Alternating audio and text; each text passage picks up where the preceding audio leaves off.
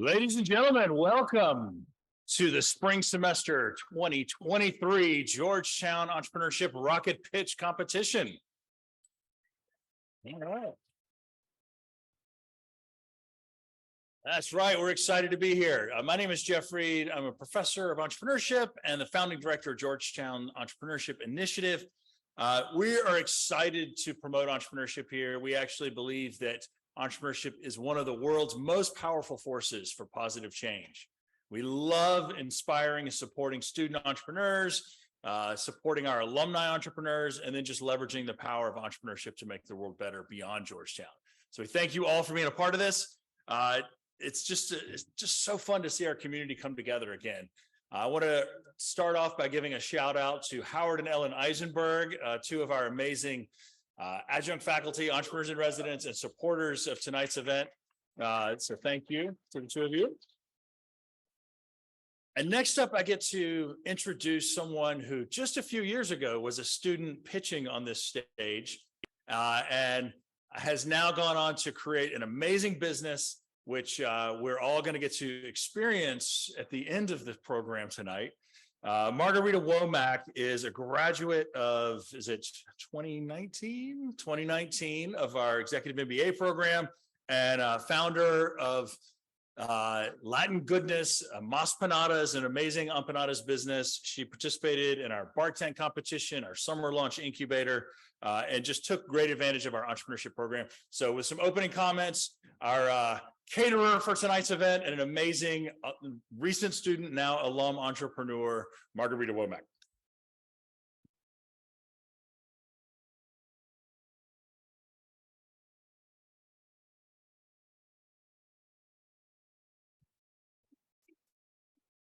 Well, thank you. It's really an honor to be here today and tell you a little bit about my journey with Latin Goodness Foods and Mas Panadas.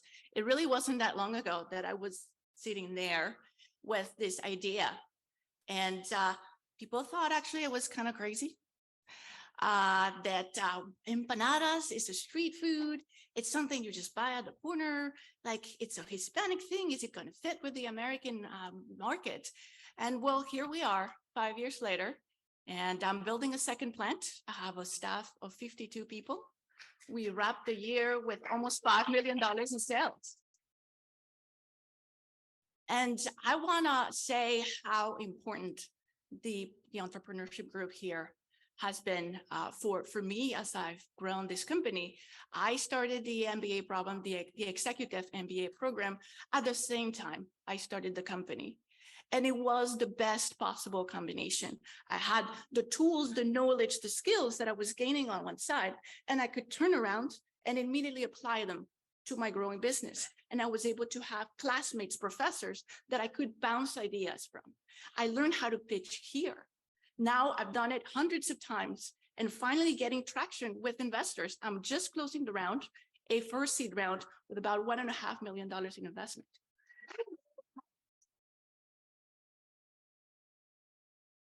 So I urge you to follow your dreams.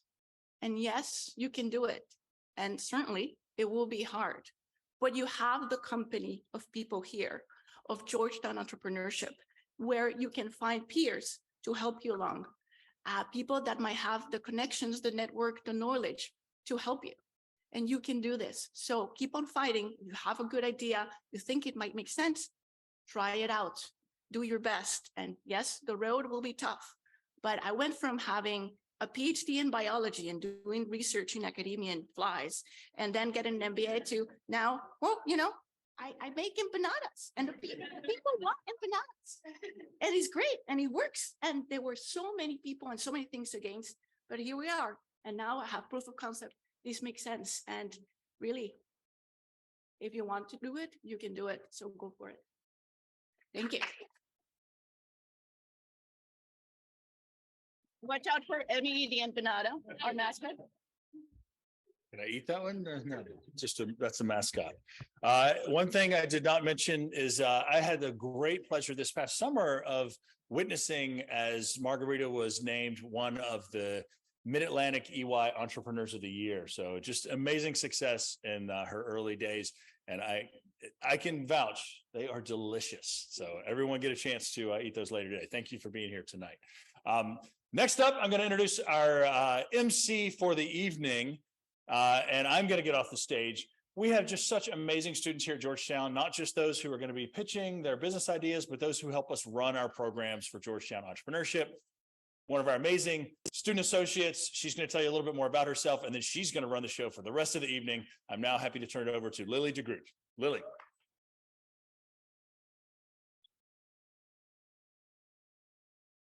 Hi, everyone. Good evening and welcome to the spring semester 2023 Rocket Pitch.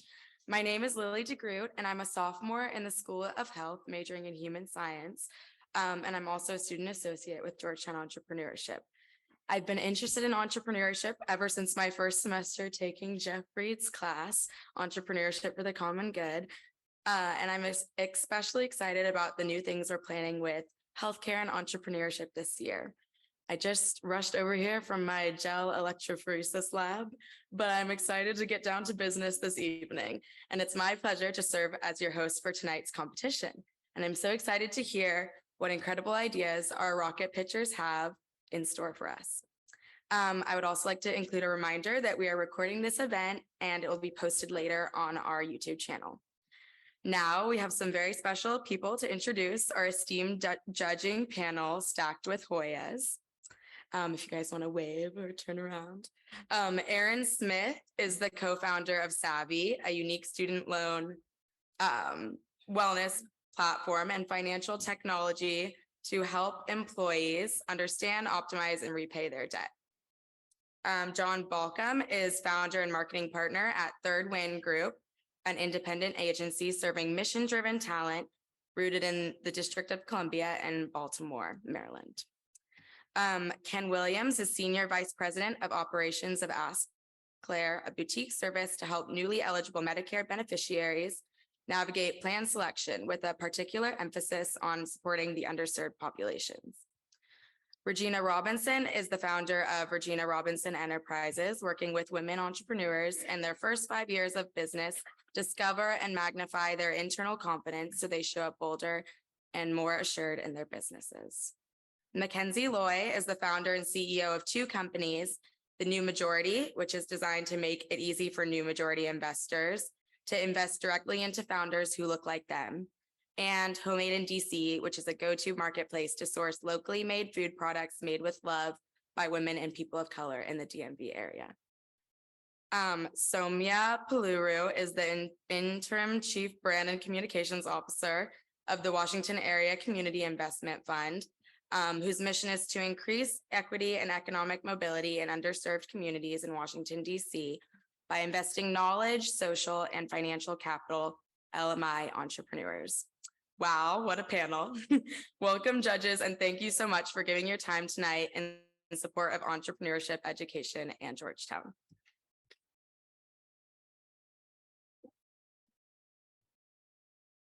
Now let's talk rules. We have 40 ventures pitching. Each venture will have 2 minutes to deliver their pitch. I'll be keeping time here on my phone and we'll hold up a piece of paper to signal that there are 20 seconds left on the clock. There will be no Q&A afterwards, and in between each pitch, our judges will submit their scores and feedback for sharing with teams later. And during that time, I'll be letting you know about some exciting entrepreneurial opportunities we have coming up this semester during our commercial breaks. And then at the end, we will also hear from another featured guest, Neil Prem Kumar, founder and CEO of Dyla Brands. And then there are 5 prizes up for grabs tonight. Our grand prize of $1,500, a second place of $750, the $250 People's Choice Award, which all of you and those tuning in, or all of you guys here, will have a chance to vote for at the end of the night. So keep that in mind. And then $1,000 for the Entrepreneurship for the Common Good prize, and then $1,000 for the Eisenberg Family Prize for first gen student entrepreneurs. Okay. For the judging criteria, teams will be judged on the following 4 criteria. First, the feasibility of the venture, then the perceived strength of their team, how well the pitch incorporates Georgetown's Jesuit values, and then finally, the judge's overall assessment of the idea and presentation. Now, without further ado, we'll start with the pitches. So first up, we have Saria.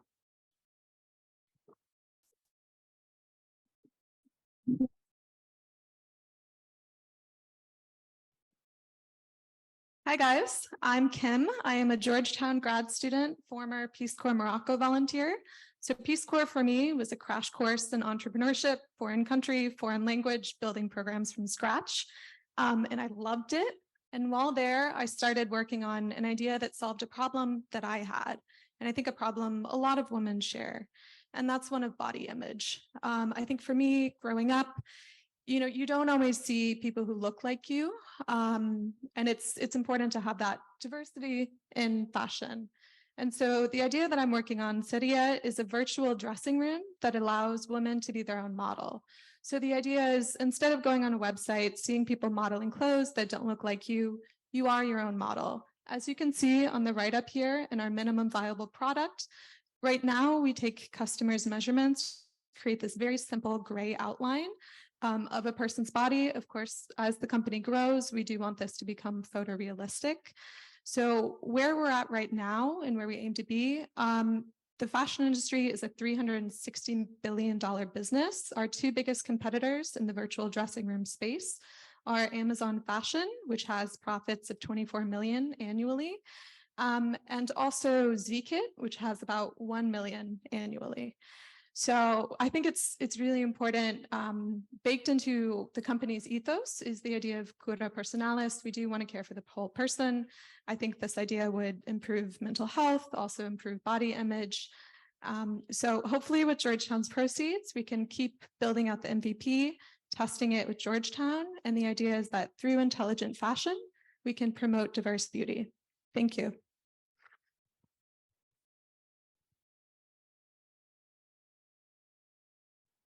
Thank you so much. Okay, on to our first commercial break. If you enjoy pitching tonight, then you'll really enjoy pitching at our annual Georgetown Entrepreneurship Challenge. The GEC is our largest pitch tournament of the year, with nearly 100 individuals pitching in preliminary rounds across the university. And here are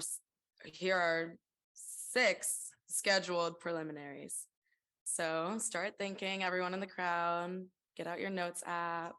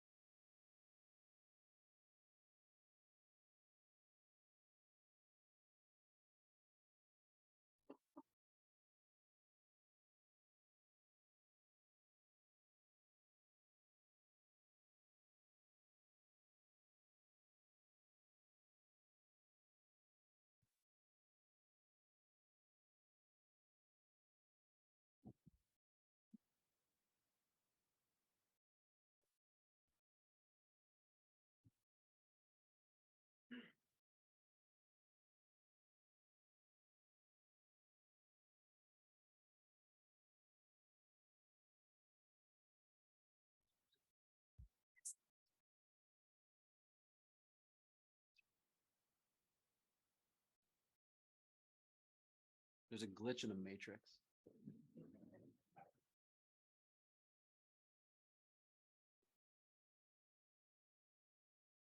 Okay, this is what you. Here's the GEC. We still do chalk talks. So I don't you worry. Equally as important. All right. Okay. Next up, we have Elite Bidet.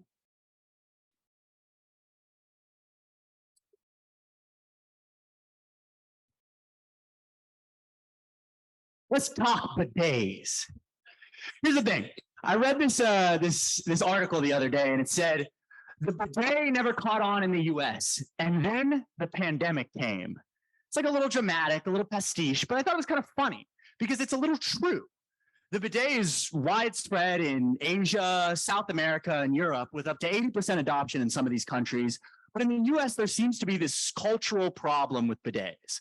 While 12.1% of Americans have access to a bidet, over 2/3 of Americans said they'd be likely to purchase one, and 45% in a separate survey said that they would at least look into preliminary interest in purchasing a bidet. So with the US on what I consider to be the cultural threshold of bidet adoption and normalization, I thought the place to look was commercial. In Washington, D.C. alone, preliminary conservative estimates suggest that there are 150,000 toilets in the commercial space worth $11 million of bidet sales. And like, I don't know a lot about geography, but there's a lot of cities in the US like DC. Now, bidets are not only health conscious, they're environmental, they provide cost savings, but from the perspective of a commercial business, they also are just a high visibility, low cost, viable brand product. They make the brand look nice. And this isn't just apartment buildings. This is also hotels, hospitals, pretty much anything you can think of as a large scale development. I believe that Elite Bidet can connect bidet producers with the type of commercial real estate that needs bidets and can fill a hole in the market that can develop real, genuine, ethical change while creating a little bit of money. Thank you.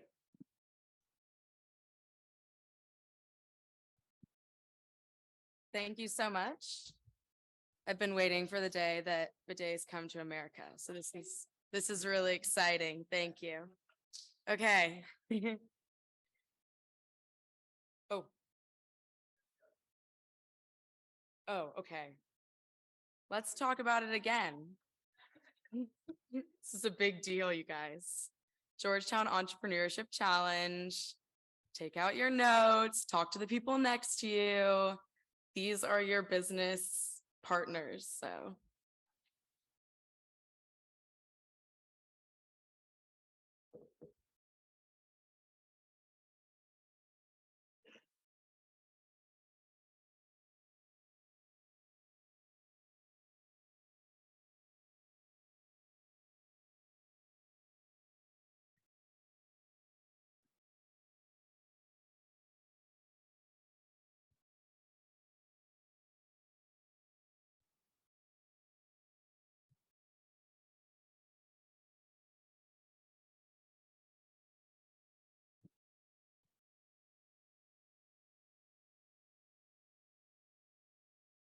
Okay, next up we have Tell Us.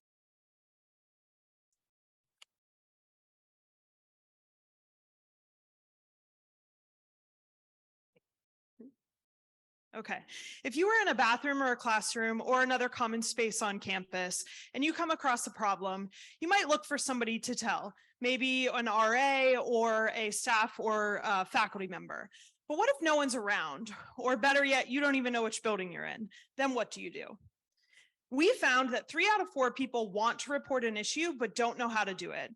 Our company, Tell Us, tackles this problem with easily accessible QR codes that are dynamically tagged by location and allowing the user to report an issue anonymously and quickly in under 10 seconds or less. There's no need to search for a phone number or try and figure out who you should contact. You can just scan the code, submit the form, and the appropriate person gets the report. Immediately, they get actionable data that not only allows them to fix the issue, but also to plan for the future. We started in 1 building on campus and are currently in 4 and looking to expand to more. We're a SaaS business with a standalone tool that will integrate seamlessly with Georgetown software so we can log work tickets quickly and accurately. We have a monthly subscription plan with 3 tiers, entirely dependent on the number of buildings as well as spaces. In order to scale both inside and outside of Georgetown, we're researching smart technology to take Tell Us to the next level. In fact, this month, we're traveling to one of the coolest smart cities in the world, Singapore. While there, we'll be meeting with industry top officials in smart technology and smart maintenance and taking those learnings to apply to our business. So why are we here? We're a small but mighty team with years of experience in marketing, finance, political lobbying, and business development, but we need a technical solutions expert to help us scale. Help us scale today so you can tell us what's wrong tomorrow. Thank you.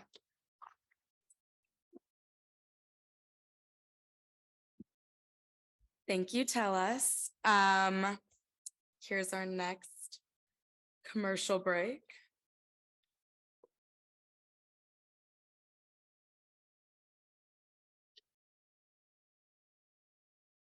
Okay, the final is April 4th, and tens of thousands of dollars are up for grabs, crowning both a graduate and an undergraduate champion. So start thinking now, lots of money.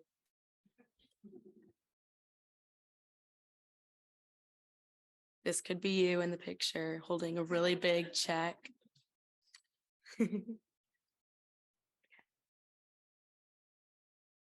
All right, next we have Easy Estate.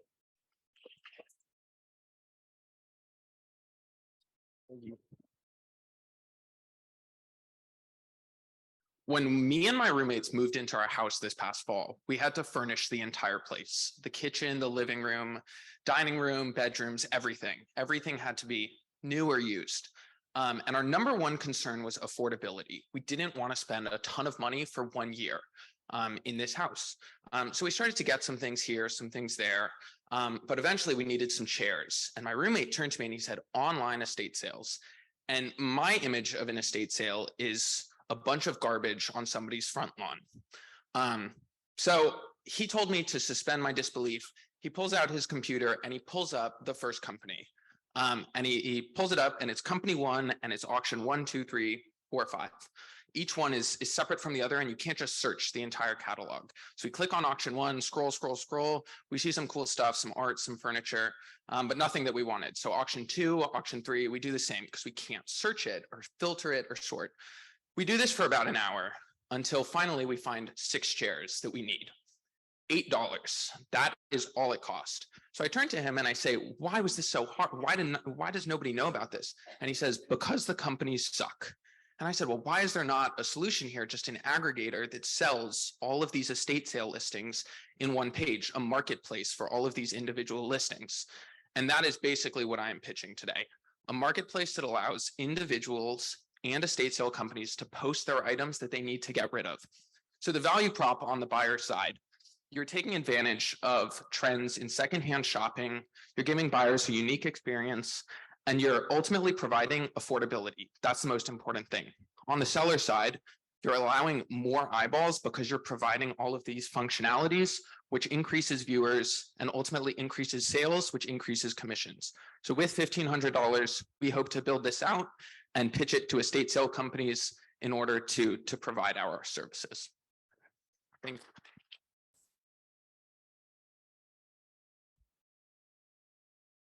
Thank you, Easy Estate. Okay. Every June, a handful of Hoya entrepreneurs embark on a summer launch incubator, a month-long journey to build out their startups. With access to incredible mentors, educational workshops, and invaluable connections, students prepare for a demo day where they pitch their ideas to investors and the Georgetown community. And the best part, we pay you to concentrate solely on your business all month long. If you think you have what it takes, learn more on our website and consider applying for our 2023 cohort. And our applications are open in the middle of this month.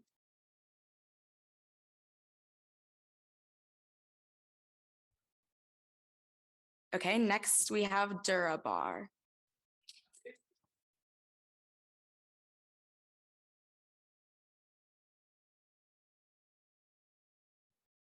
Hello, everyone. My name is Monty Singer, and I am the founder of DuraBar. What is this? This is an ear of corn. Corn is the #1 most produced cereal grain in the world. Now, can you name the number 5th? I'm guessing you can't. It's a little known grain called Dura, and Dura is really something special. It's consumed all over the world except the US, and that's a real shame because Dura is the most sustainable grain in the world. It's drought resistant, heat resistant, land efficient, as well as being incredibly nutrient dense. It's full of anti-carcinogens, antioxidants, minerals, proteins, and more. And the thing is, when I heard about it, I was inspired to share it with more people. And so today I present to you the DuraBar. The DuraBar aims to be delicious, dynamic, and provide you with durability. We look to sustain you throughout the day, throughout your endeavors, with the world's most sustainable grain. And I know what you're thinking. There are so many other bars. What makes this different? We believe that in the $5+ billion space of energy bars, there is room for an environmentally conscious consumer to purchase our good. So if you believe in a more durable future, join the Dura team today. Thank you.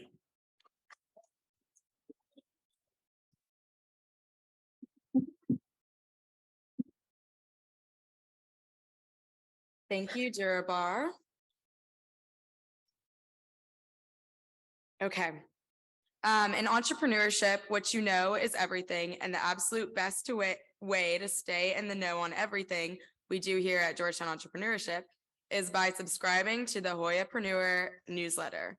Never miss an opportunity, event, or application deadline by having all of our news sent straight to your email inbox every week. Visit our website at eship.georgetown.edu to subscribe today.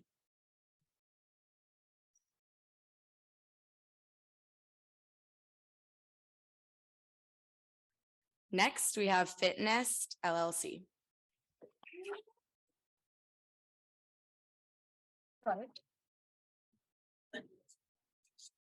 Oh, sure.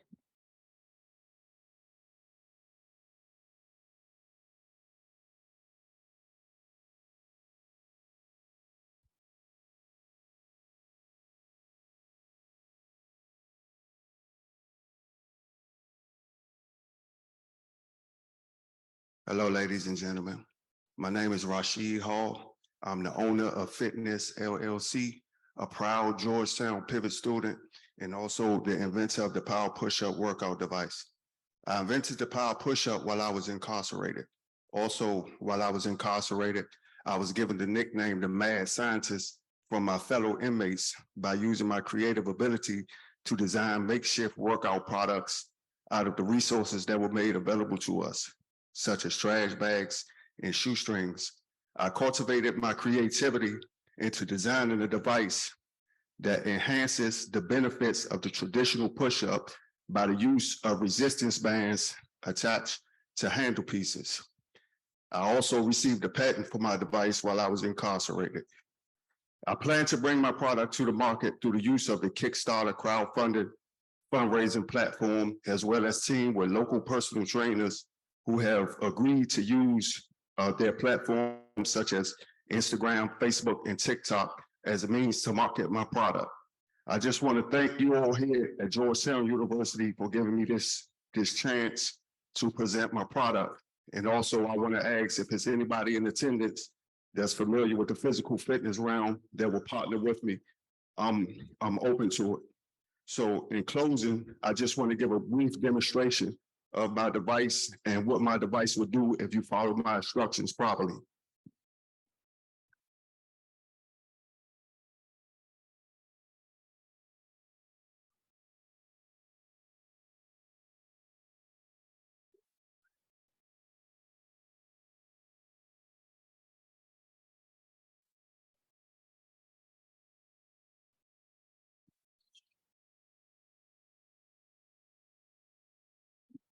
I'm not only the president, but I'm also a client.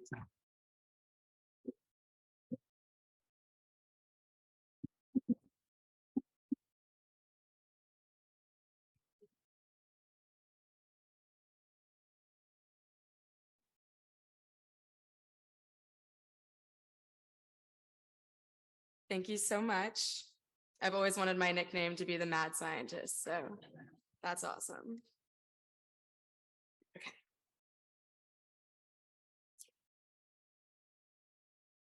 Okay. Looking for your next internship opportunity or maybe even a post-grad job? Are all your friends doing it right now? Not to fear, you have time.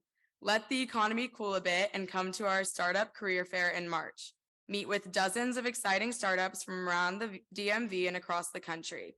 Paid opportunities will be available in just about any field you can imagine. Learn more and register today at eship.georgetown.edu/career. And if your startup is interested to recruit with us, please email us at entrepreneurship@georgetown.edu.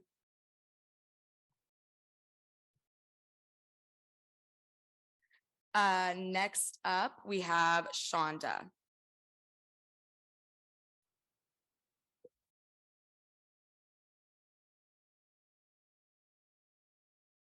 Meet Mackenzie.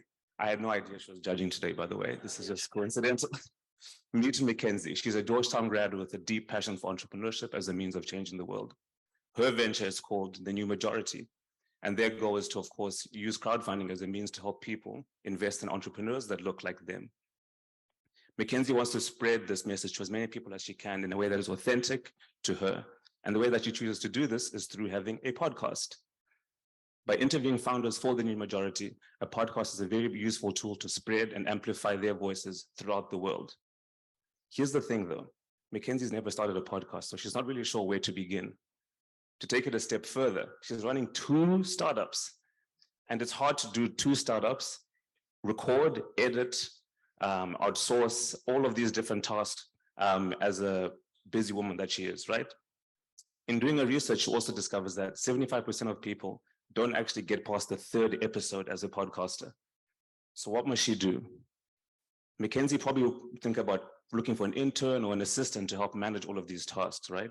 But then what she discovers is that it probably costs between $80 to $300 per episode when she includes all her costs to get all the costs in. So what she got to do? Mackenzie needs to use Shanda. As opposed to using people, Shanda is an AI tool that uses AI to convert Zoom interviews into an edited podcast. Thereafter, it repurposes the edited podcast into different types of content, like blog posts, audio clips, video clips, and more. From that point, Shanda can then track and centralize analytics across all media platforms to see which content pieces are generating the right audience and converting them into leads. My name is Dumi. I'm a first-year MBA, I'm a podcaster, and I'm the founder of Shanda. Like me and Mackenzie, and everyone in this audience, everyone has an idea that the world needs to hear. My goal in building out Shanda is to make sure that you do it in a way that's affordable, sustainable, and authentic. Thank you.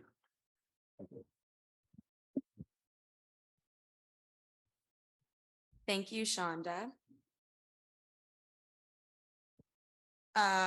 Okay, Georgetown entrepreneurship fact number 9. Are you a non-MSB undergraduate student who wants to make entrepreneurship an integral part of your Georgetown education? I am. We would love to have you in our Entrepreneurship Fellows program, the entrepreneurship minor alternative for non-business students. You will get access to register for certain entrepreneurship courses in the MSB and earn a certificate in entrepreneurship. Keep an eye out on our newsletter and social media for information sessions coming in March, and learn more at eship.georgetown.edu/undergrad education. Next, we have Gem's Crown.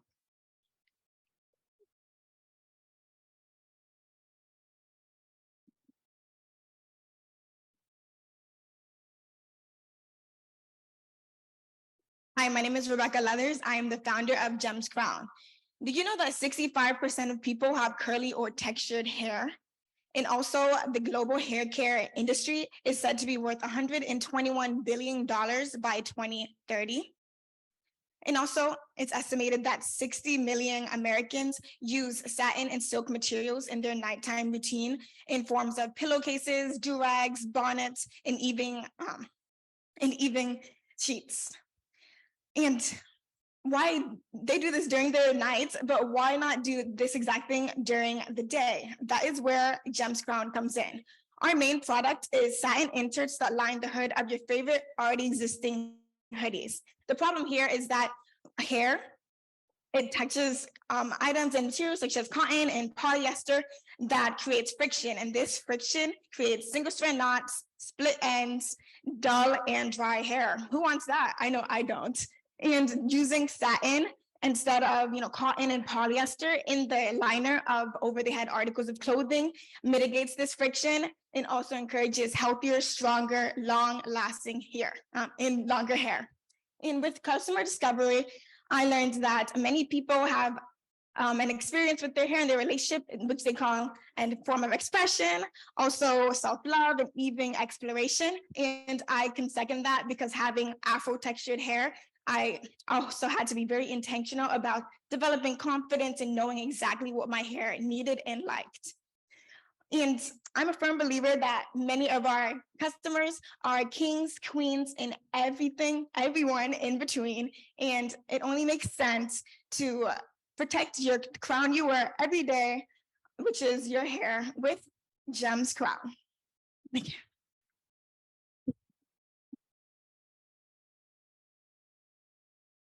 Thank you, Gems Crown. Are you an undergraduate student who's looking to earn course credit, learn valuable startup skills, and get guidance on your career, all while interning at a startup or high growth company? Georgetown Startup Interns is our unique program where you can do just that and earn three credits doing so. With cohorts in the fall, spring, and even summer, there's always an entrepreneurial opportunity in your future. Learn more on our website /GSI. Next, we have Evolved Homes.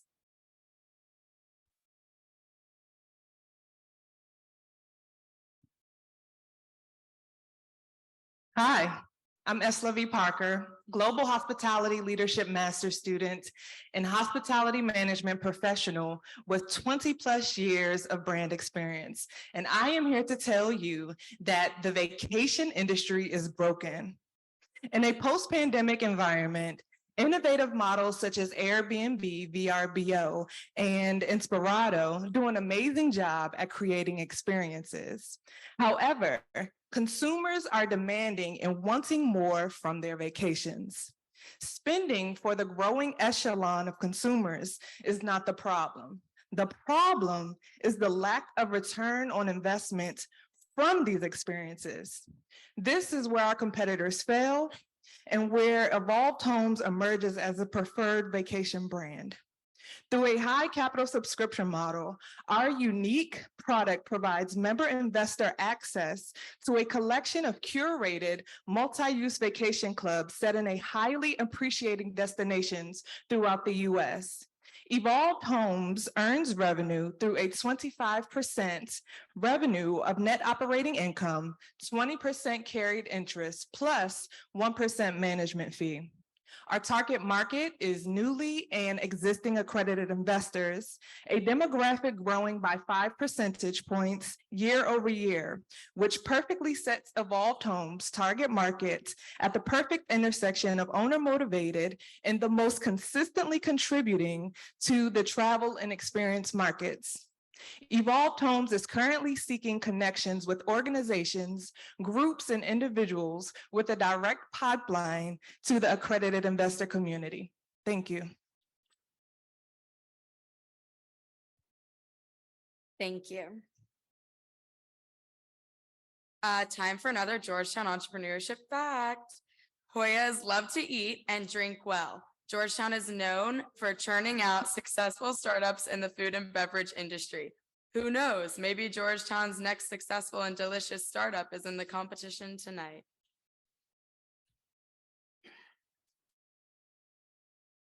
Next, we have Spend It Easy.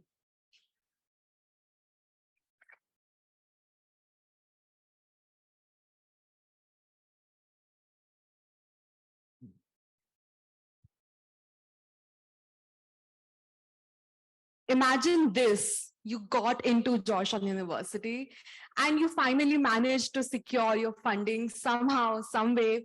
But when the grocery bills and the rent bills start piling up, your fundings will dwindle away very quickly. You can definitely say goodbye to happy hours at dorms. And eventually you get so preoccupied with paying those bills that learning and the college experience just take a back seat. We believe that education is a basic human right, and we want to further Georgetown's mission of making education accessible for everyone. At Spend It Easy, we wish to provide solutions to lower indirect costs of education. Our clients would be universities who wish to make the college experience more affordable and ensure that students spend their limited resources optimally. Using qualitative and quantitative research methods such as surveys, we will examine and analyze spending patterns of students or a segment of students at the university. We will then provide recommendations on the services or schemes that they could introduce that would lower their costs and improve student life. What makes us the ideal people to establish this business is that we understand as international students of color, that student groups are heterogeneous and their finances are disproportionately affect different students, such as international students, students on loan, first generation students. And based on our initial research, we have identified food and accommodation as the largest expenses for students in Georgetown University. Here are examples of possible solutions. We would help liaison with popular grocery stores and restaurants for student discounts on primary food to help students have better nutrition without worrying about the price. For accommodation, we would help create repositories of affordable housing options in safe and accessible locations, as well as liaise with landlords to bring down costs. Our partners would be incentivized by reduced customer acquisition costs and greater market penetration. With the money from today, we want to create a pilot program and build our research capabilities to eventually go beyond DC and penetrate major DC cities. Thank you.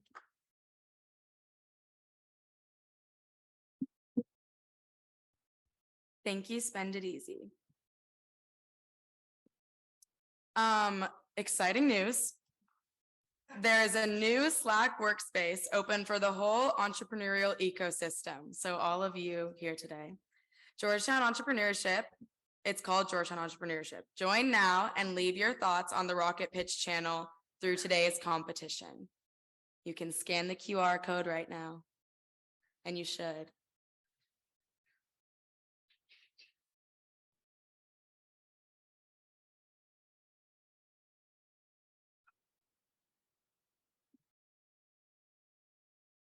Okay, next we have cover.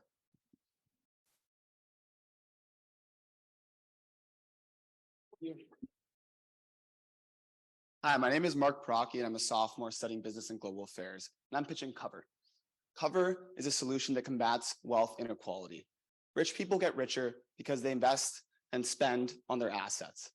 Cover provides automation that allows anybody to spend on their assets. It's a financial tool that will allow users to maximize returns and minimize risk. It minimizes risk by using effective trading practices such as dollar cost averaging, portfolio diversification, and portfolio rebalancing. It also practices a unique all-in-one finance solution that has unparalleled transparency and flexibility. So the user chooses what percentage of their paycheck they want to incorporate into the market. They also choose what percentage of their portfolio they want to use as leverage.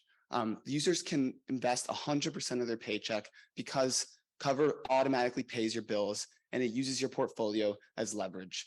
This is a form of debt that has no interest and no risk because they're using your portfolio as leverage. So say goodbye to high interest rate credit cards. Cover, we tested it in various market simulations, both in bull markets and bear markets, and we found that the risk reduction of Cover's risk reducing strategies actually were more impactful than the risk increase that happens when you put more money in the market, resulting in gains in both bull markets and reductions in losses in bear markets. Cover also has a proportions-oriented UI that highlights your most valuable assets. Let's say you have $10,000 in Apple and $1 in Amazon stock. On your typical trading app, you won't be able to tell the difference in the value of your assets on your homepage or when you go into the stock list. Cover highlights this and ensures that users trade based on the proportions of their portfolio. Let's say you want to increase ETFs from 40% to 50%.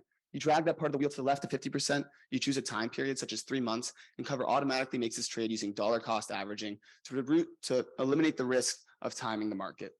Cover also, let's say you're a busy parent working 9 to 5. Cover allows you to place thousands of trade in a matter of seconds while riding the bus, practicing dollar cost averaging and focusing on your most valuable assets. Wall Street focuses on the wealthy people and allows them to invest and spend based on their assets. Cover wants to democratize this and allow anybody to spend based on their assets. Thank you. Thank you.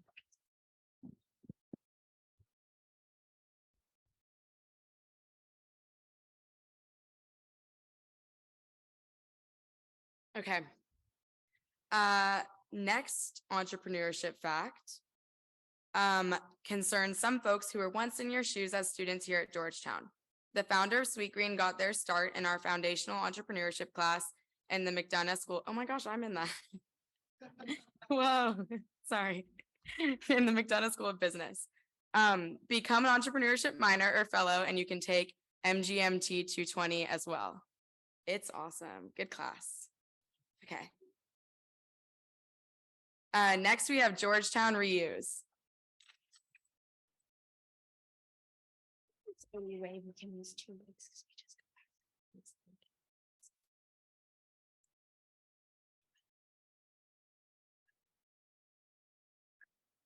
Do you know? Is this mic turn on as well? Okay. Yes, sorry. Thank you. Of course.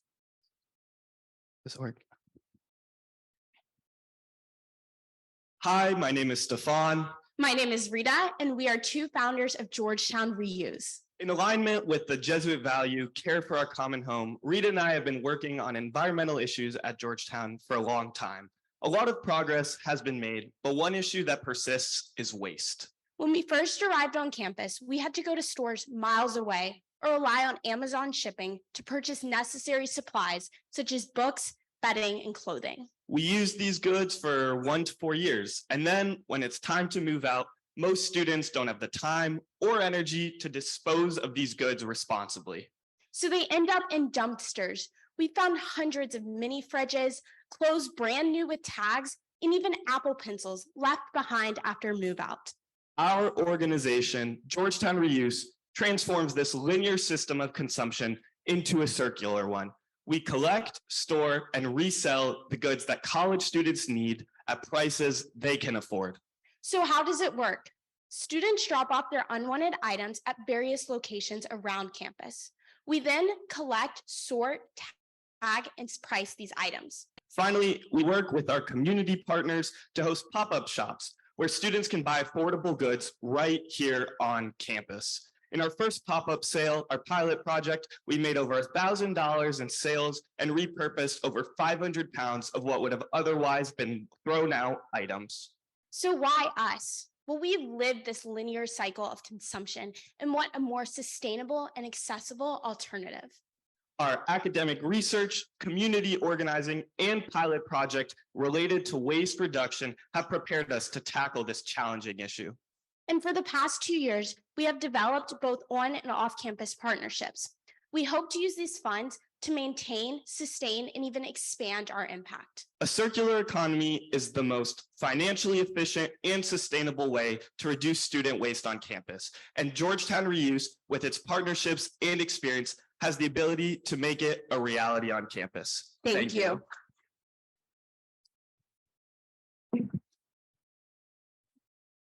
Thank you, Georgetown Reuse.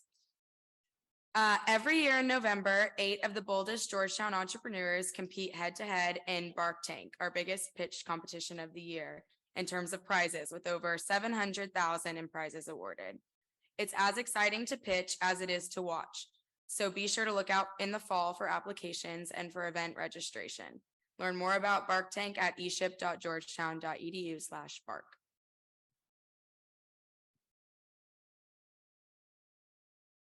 Next up is rations.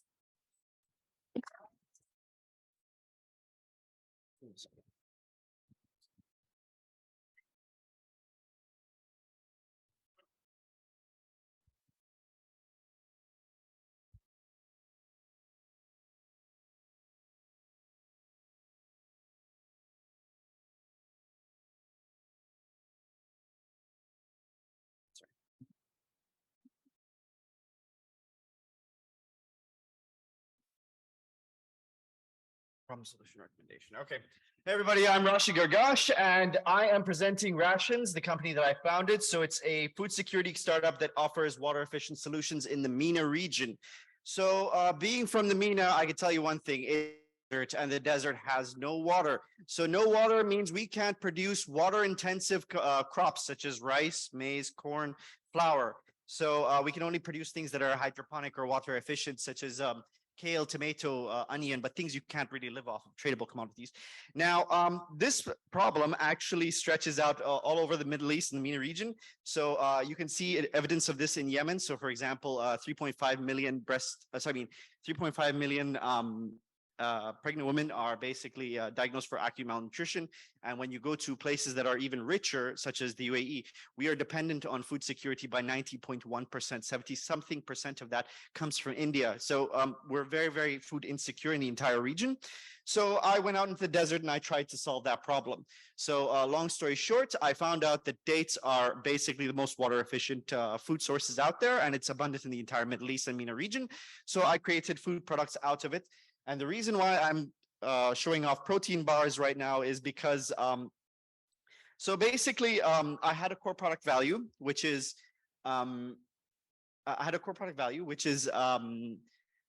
water efficient food solutions. And I just danced around my core product value until I found a solution that everybody wants, product market fit, basically. So how do I test for potential product market fit? How do I know that people want this? Well, I already offered it to some people inside the audience. And I want to ask you, in regards to taste and nutrition, as opposed to anything on the market, how much better in regards to taste and nutrition is my product? Way better.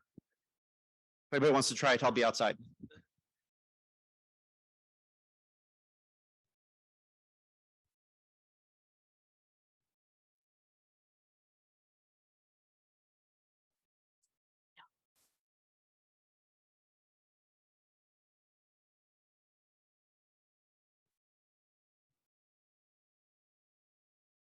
Thank you, Rations. Georgetown Entrepreneurship is committed to helping their students find their home in the startup world. There are so many other ways to get involved outside of being a founder. Our program can help you be entrepreneurial no matter your career goals. Feel free to reach out to any member of our staff for additional guidance at eship.georgetown.edu/team. Next, we have Room Po.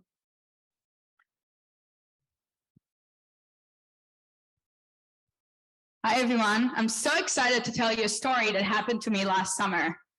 I was so exhausted looking for a roommate, not just roommate, 2 roommates. I live off campus in a 5-person apartment. What did I not do this summer? I went on Facebook, I went on Grasslist, I went on the website, I asked friends, I asked referrals. It was a hefty process. I could not find a roommate I really liked. And just as Georgetown values, I wanted to make sure I'm giving everybody an equal chance without judging who they are. So as I found my 2 roommates, happy again, I decided to go and take a shower. And as I was taking a shower, I was thinking to myself, how come there's no housing dating platform? Well, there are, and they suck. So I decided to launch Room Po. Room, and Po in Hebrew here is a place and a platform where you're able to find the perfect roommates for you. The platform consists of 3 parts. Show your apartment, because let me tell you what I did last summer. Probably I spent the most of my time calculating the average utility bill, because that's the second most common question I asked about pictures of the room. The platform will allow you to put everything in one place: pictures, facts, who are the roommates. It's all in one place. People can come and see what's going on. Second of all, you'll be able to see and interact with the folks. Me and my roommates were so sophisticated and put together a spreadsheet. With this platform, no spreadsheet is needed. People swipe into your house and you see them in one place. You can see everybody, you can interact with everybody, and most importantly, you know where you picked off and you don't mix up people and who they are. Finally, my landlord sucks. He really sucks. I hope he doesn't watch it. But it was really a hefty process to get him to send the freaking lease to my new roommates. I didn't want to lose them. In this platform, you can invite your landlord in and finish that process. Join me. Thank you.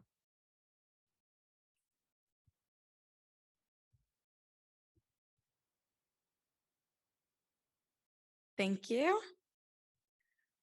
The Venture Lab is Georgetown's premier co-working space for alumni entrepreneurs. If you're looking for a home for your business, the lab has you covered with a subsidized WeWork membership, access to mentorship and networking opportunities, and an incredible community of like-minded founders like you. Learn more and apply for membership at eship.georgetown.edu/venturelab. Next up, we have game day rides.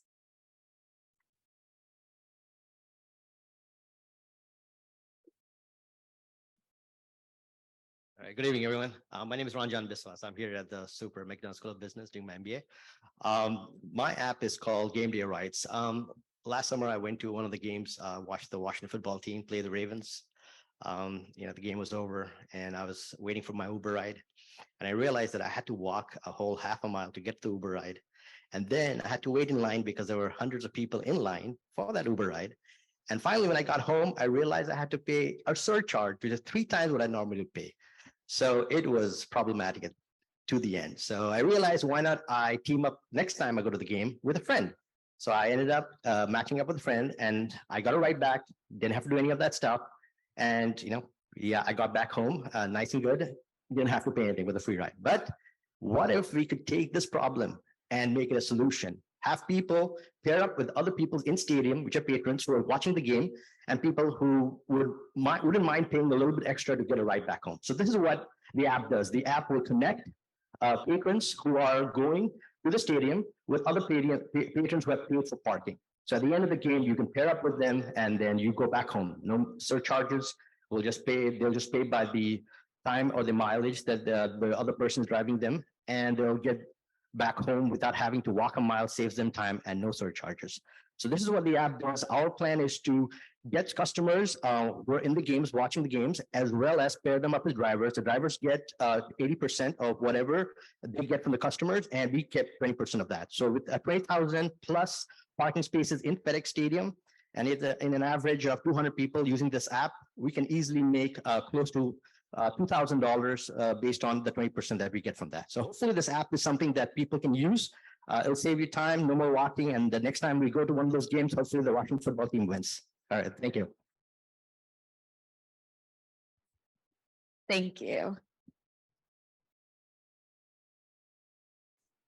Next, Georgetown Entrepreneurship Fact. One of the things we take the most pride in at Georgetown Entrepreneurship is our commitment towards entrepreneurship for the common good. Guided by our Jesuit values, we see them play out every day on our campus. From our incredible student entrepreneurs finding solutions to the world's most pressing problems, to our own work giving dignified work to veterans. Learn more at eship.georgetown.edu/Jesuit. Next up, we have Revive.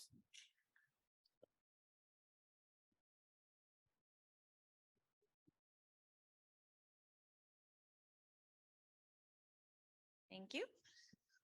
So in North America, the secondhand apparel market is growing 8 times faster than the apparel market overall. And here to help meet that demand is Revive, your one-stop shop for all things circular apparel. The core of the business model is essentially ThreadUp meets Rent the Runway. In the launch phase, we're going to host a series of local, in-person, pop-up clothing swapping events to start building a community of circularity. Our followers will also be able to purchase items directly from our online store, and they can send in their own closet items to be resold in exchange for account credits. When it's time to scale, we are going to shift to a subscription-based tiered monthly subscription revenue model, which is going to allow members to refresh their closet hassle-free, swapping out 5, 10, or more items at a time based on their preference. This will be unlimited swaps, and the first swap of each month will ship for free. We also offer a prefix menu of basic repair services so that members can send in items from their own closet to be restored by our revitalization specialists. We have the ability also to take in repairable quality items that would otherwise be diverted to landfills. And so we're closing the loop fully on the garment life cycle. Now, from purchasing to repairing to recycling, Revive will be the key to keeping your closet sustainable. Thank you.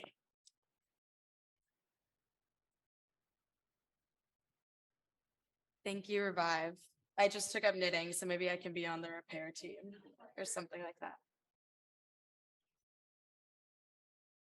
Okay, we have many incredible entrepreneurs from all walks of life speak with our students through the Paul and Carol Hill Distinguished Speakers Series. Past speakers have included Nobel Peace Prize winner Muhammad Yunus, banking mogul Sally Krawcheck, and international man of mystery Sir Richard Branson of Virgin, and many more. Browse all of our past speakers at eship.georgetown.edu/speakers. Our next pitch is in pairs.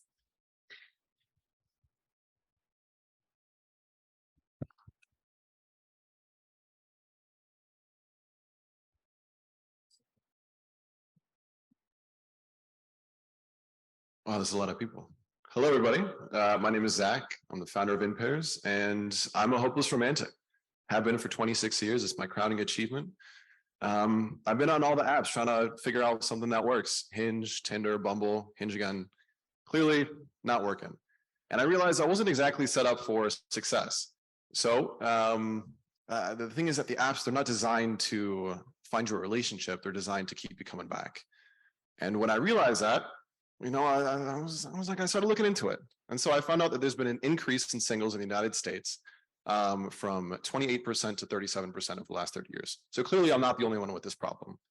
So for the people like me who are on the apps, only 2% of matches will actually end up meeting. So of that 2% that are lucky enough to go and do this, only 20% of those actually materialize into long-term relationships. Clearly, this isn't working. And so when I realized that, I decided to create In Pairs. So In Pairs is a matchmaking service that combines new age data science with a human element. And that's just not done in the mainstream right now to help you find your perfect match. So how does it work? Well, we prioritize quality over quantity. We only give you one match per month and a chance to actually get to know that person, as opposed to a bazillion matches and 0 conversations. So we have all the same filters that all the other apps have. So age preference, education, height, whatever it may be. But when we asked our potential users why they felt like the apps weren't working, we heard one big reason: personality. There's only so much personality that you can glean from, a picture of a girl on a boat or a dude with a fish. And so we made sure to include a comprehensive personality test into our intake form.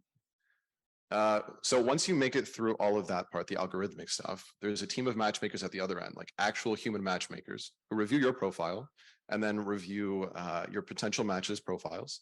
And they pick somebody that they feel would be best for you. At the end of the day, the team at In Pairs is not trying to profit off of your love. We're trying to help you find it. Thank you.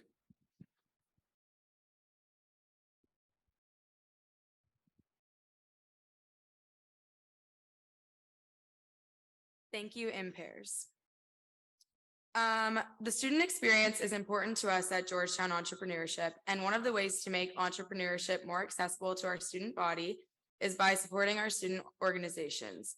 Whether you're a business student pursuing your MD or anything else, if you're a student at Georgetown, there's a club for you.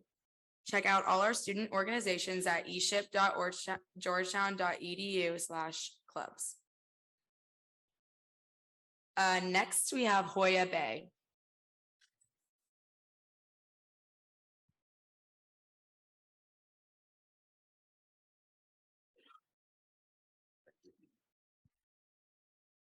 Hello, everyone. My name is Brandon Levine, and I'm here to present Hoya Bay, which is a centralized marketplace for university students and groups to transact.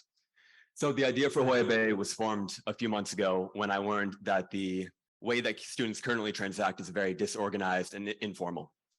Basically, best case scenario, students will post a listing of something they want to buy or sell on a GroupMe, the largest of which has about 2,600 members. Then hopefully if someone else wants to buy or sell with that person, they'll create a direct message chat. And then if they want to go through the transaction, then they will take it to another platform, paying it with Venmo or in cash in person. So we found that there are a lot of issues with that, namely that among the people in the GroupMes, there's very low engagement. People very rarely check. Among the people who are not in the GroupMe, no one actually knows about this. And so the supply of goods on campus is very restricted. And in addition, there is no easy way to navigate or search and so on. And so we decided to create Hoya Bay, which is this marketplace with a secure payment system provided by our partner Stripe, and as well a rating system with which we can infuse trust into the platform. So our plan right now is to begin with Georgetown and make this site readily and easily accessible to all students and the premier destination for individuals and groups to transact. The site is already up and running and we're going to launch basically tomorrow, this weekend. We just need additional funds for marketing and then we're good to go. The site is at hoyabay.com and this Georgetown experience will be a testing ground for future expansion onto other campuses. And so imagine a scenario in which you have something you need, like a textbook or a tutoring service for managerial accounting or something else. You can go in Hoya Bay and very instantly you'll be connected with a variety of offerings from students who are all living within 400, 500 yards of you, and also increase the supply of goods and make it much easier to find all these products and services. Thank you very much.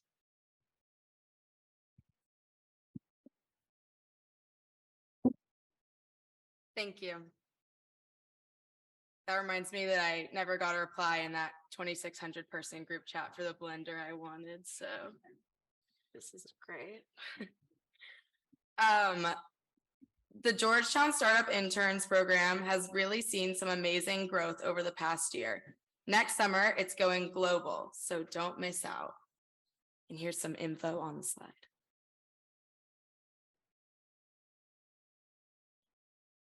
And next we have Orbit.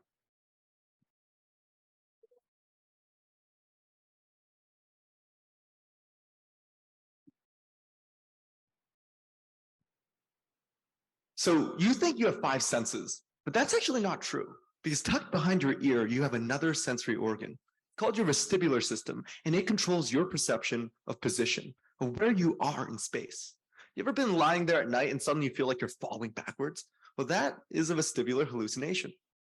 Now, what if I told you that I built a device that can not only make you feel like you're falling backwards, but in any direction you want, like you're flying or falling or spinning in any way, while you're perfectly still? Well, think about what that could do. Because everyday experiences like watching a movie or playing a game will suddenly become extraordinary.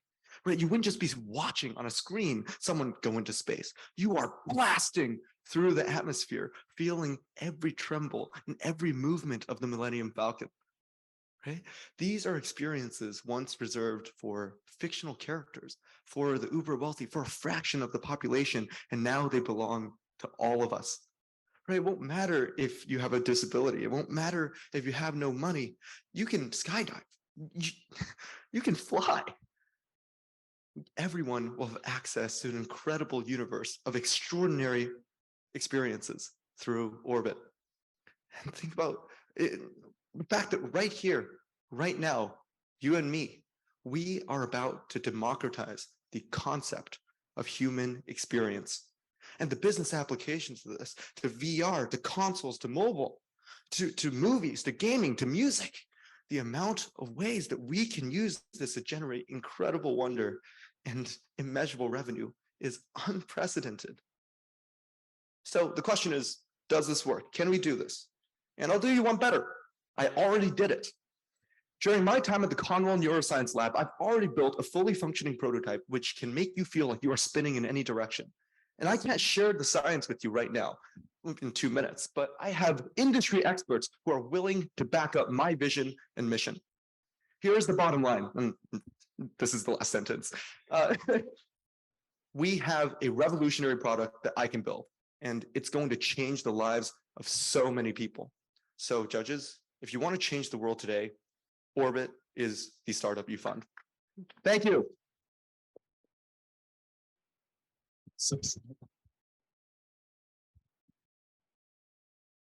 Thank you, Orbit. Next, Georgetown entrepreneurship fact. Here at McDonough, we're blessed with a robust entrepreneurial alumni community. Last year, we had Seth Goldman, founder of Plant Burger and Honest Tea, and our Entrepreneurship for the Common Good course. Doug Bouton, founder of Halo Top Ice Cream and graduate of Georgetown Law, visit our Foundations of Entrepreneurship course. Register for entrepreneurship classes, and you never know who will come and visit. Next up is Dinah.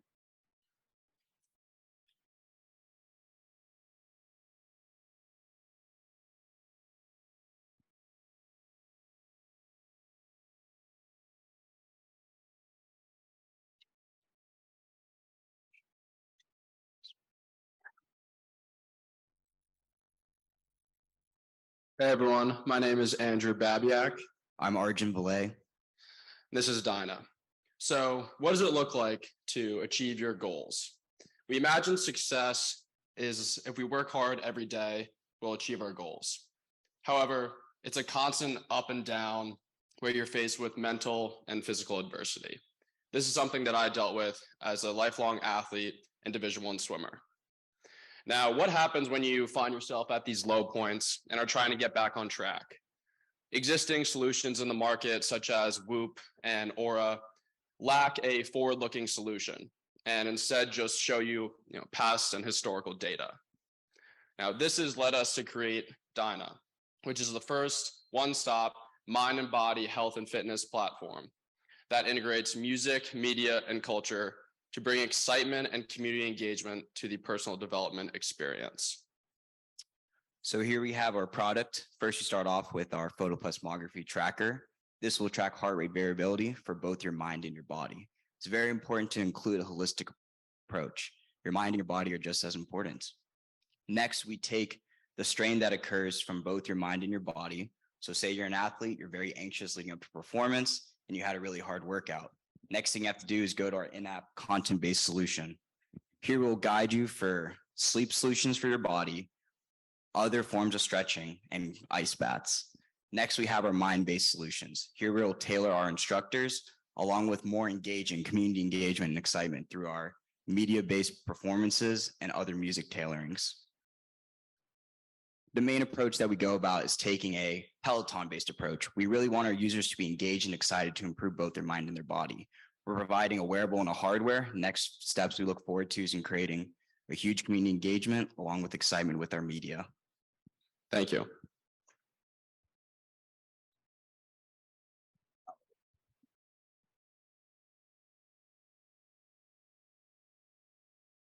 Thank you, Dinah. Venture Forward is Georgetown Entrepreneurship's podcast featuring some of the most exciting Hoyapreneurs around. With 4 seasons of listening, you'll have no shortage of finding someone interesting to feed you zeal for entrepreneurship.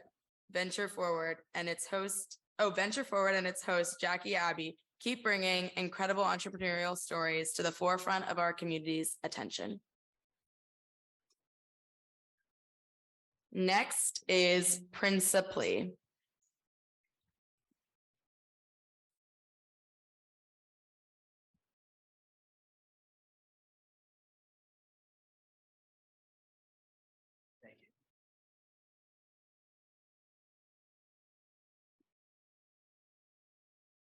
All right.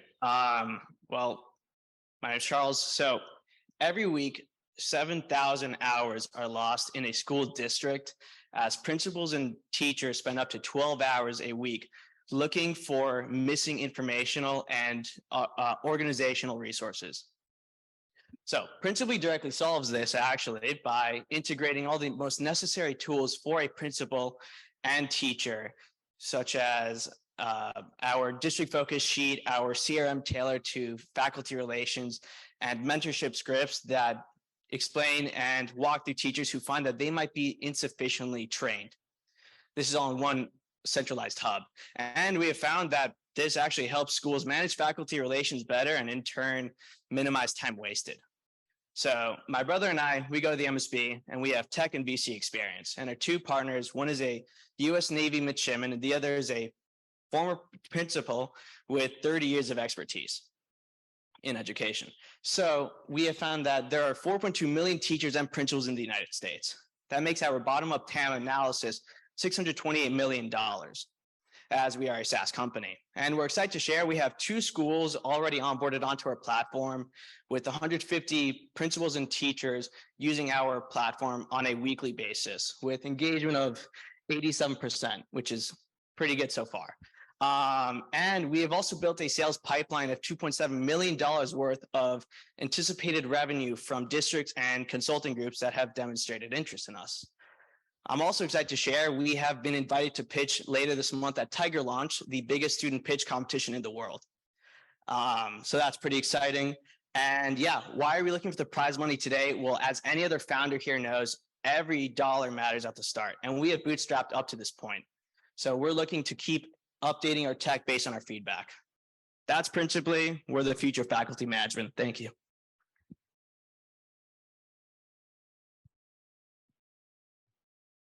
Thank you, principally. Professor Jeff Reed is the founding director of Georgetown Entrepreneurship, and he loves meeting entrepreneurial students like you. Always quick with a fist bump and a dad joke, feel free to stop by his office on the 3rd floor of the Hariri building anytime.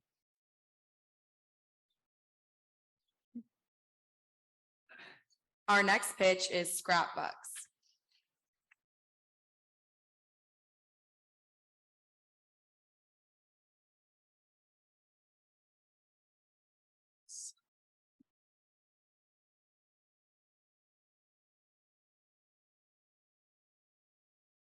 Okay, just to have a quick show of hands, who here has thrown away any of these 5 food items in the past couple of weeks? Any fruits or vegetables that went bad? Eggshells? I'm seeing lots of hands going up. Yeah? Now, what if I told you that, what if you could have disposed of that food waste in a sustainable way and made $5 along the way? Would you be interested? Yeah? You're students, of course you'd be interested to make some extra cash. Now, just to give a sense of the gravity of this problem, currently in the United States, only 4% of food waste is composted. The rest ends up in a landfill. And only 1/4 of Americans compost their food waste. This is not due to any ideological reason. 2/3 of those same Americans said they would be willing to compost if it was more convenient. And let's face it, in DC, composting is not convenient. I mean, sure, if you're really committed, you can take your compost down to the DuPont Circle Farmers Market every weekend and dispose of it there. But let's face it, I'm sure most of you haven't even heard of this option. Enter Scrapbucks. Now, for the first time ever, you can have your food waste picked up from the comfort of your own homes and make some cash along the way. Scrapbucks is a DMV-based composting operation that takes your food waste and turns it into compost. So, how does this work? It's an extremely easy mobile app interface where you schedule a weekly pickup and just leave your food waste outside the door. We come, we pick it up, and then we credit your account with Scrapbucks. Scrapbucks is a mobile wallet which can be redeemed online, in stores, and even for cash. What do we do with your waste? We use it to create organic, ethically sourced compost, which is then sold commercially to ensure the financial viability of our project. In the long run, we plan to sell the operations to the DC government, which is massively pushing for composting to ensure the viability of the project and hopefully help us scale across the United States. So, are you ready to turn your trash into cash? Woo.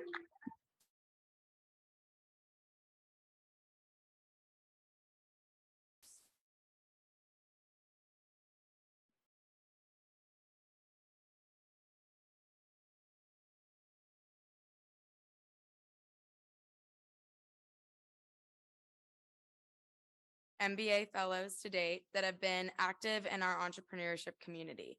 Several of them have pitched in our competitions and participated in our programs. Our next pitch is ICE.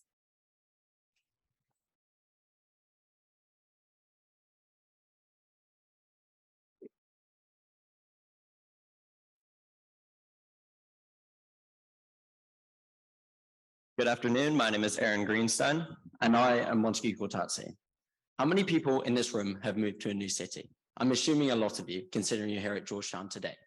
70% of the 4 million university graduate students plan to move to a new city, and more than 3.5 million students graduate from high school each year, finding themselves in new environments with unfamiliar faces.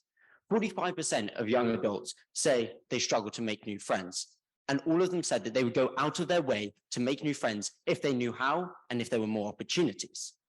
There are currently no safe, easy, and fully customizable social networking apps on the market to make new friends in new cities for graduates.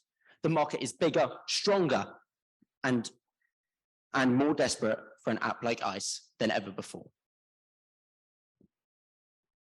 We provide the space, the network, and the resources for people to find new friends upon moving to a new city. We pair intentionally, using a proprietary algorithm to ensure the people you see are trusted and vetted by the people you love.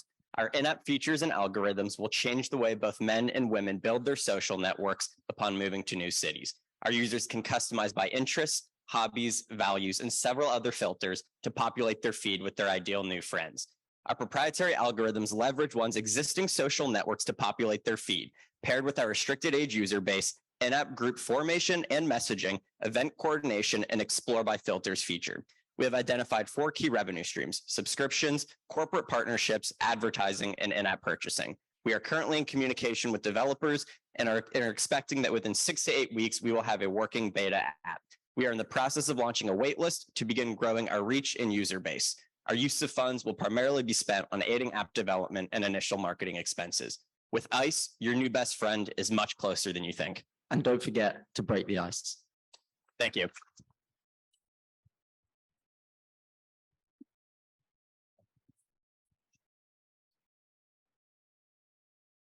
Thank you, ICE. Georgetown also supports alumni entrepreneurs. Consider Georgetown's premier co-working space for alumni entrepreneurs, Venture Lab. Over 70 alumni ventures already have.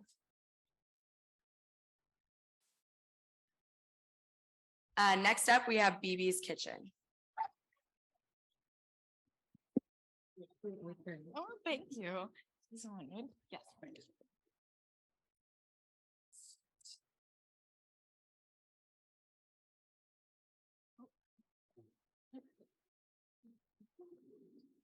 Okay. One of the biggest challenges my mother faces is searching for ingredients to make our traditional Burundian dishes. She has tried multiple apps like HelloFresh and Instacart, but they're either too costly or lack a translation feature.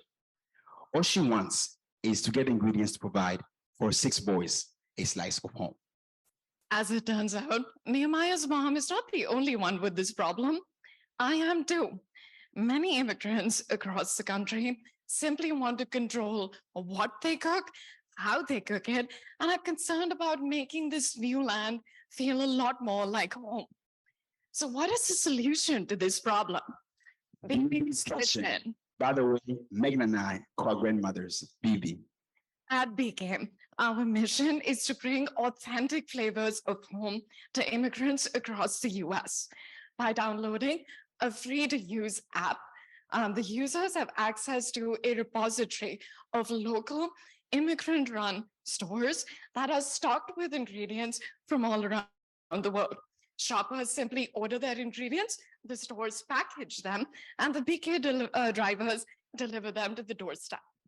BB's secret ingredient is served in 3 courses. Culture. The app is navigable in the shopper's language, making it easier to access otherwise hard to find ingredients. Community. Users of the app become part of BB's community and connect with others through the chat function, where they can share and crowdsource recipes, ask questions, and even decide to meet up for communal cooking. Competitive cost. The shopper gets to choose from a wide range of products. Stores benefit from being put on the map, and our revenue streams come from commission on purchases, ads, as well as nominal delivery and service fees. So help us fulfill the culinary aspirations of Nehemiah's mom and of millions of immigrants around the US. Support BB's Kitchen. A DoorDash for diversity. Thank you.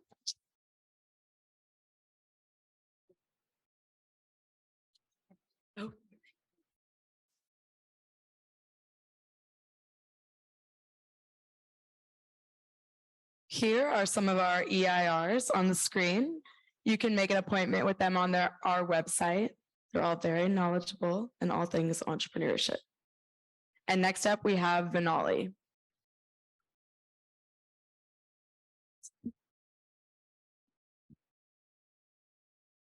Consumer-to-consumer marketplaces, also called re-commerce marketplaces, have a long history of high error rates and slow ship time. However, e-commerce is better for the environment. Americans generate 16 trillion tons of textile waste each year. Now's the time to address this problem. People want their items sooner because they're used to same-day delivery optionality offered across industries, specifically in the food service industry. The e-commerce industry is worth over $178 billion currently and is expected to surpass $244 billion by 2025. I'm the person to address this problem because I'm devoted to the solution. I've had conversations with strategy leads at Meta and UPS to understand the problem and think of solutions. I'm looking to enter the market in a new segment. DoorDash and Uber currently have partnerships with retailers to offer same-day delivery, and UPS recently acquired Roadie to offer same-day delivery for small businesses. No one's serving the C2C segment. I want to do that with Venali. Venali is a brokerage for C2C marketplaces and delivery services. Consumers shop not only by price and category, but also by when they'll get their item.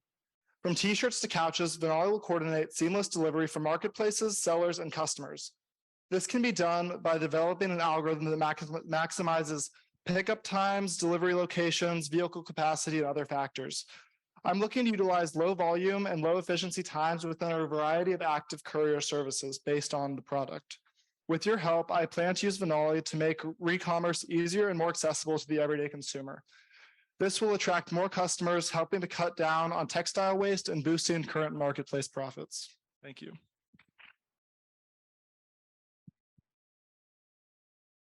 Thank you, Venali. And check out our newsletter that William also writes. Also, this is a plug for GSIL, which is happening February 11th and 12th. More information can be found on their website.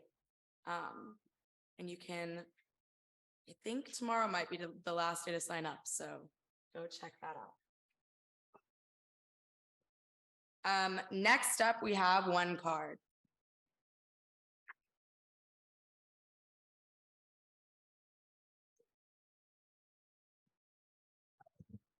Hey, ladies and gentlemen, my name is Caleb Obiago and I'm the founder of OneCard, or as I like to call it, the TransferWise of Africa.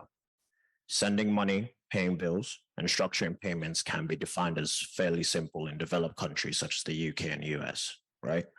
However, in countries such as Nigeria, where I'm from, that's not the case. It takes 3 whole business days for me to get my allowance from my father. Now, I want you to imagine if there's an emergency. That's just not acceptable. And OneCard wants to change that. Using OneCard, people just like me can send money to relatives studying abroad. They can easily convert currencies when they go on holiday. They can manage all their finances in one place, and they can split payments with friends without having any hidden exchange fees, long wait times. Using our blockchain-based technology and multi-currency debit card, our users will be able to make instant, low-cost, and secure cross-border transactions. OneCard launched its beta phase last month, and we had 1,000 signups within 2 weeks. Our platform aims to provide our users with the convenience and benefits of digital payments seen in developed countries within Africa. So join me to help people like me and families like mine to have a truly borderless experience. Cheers.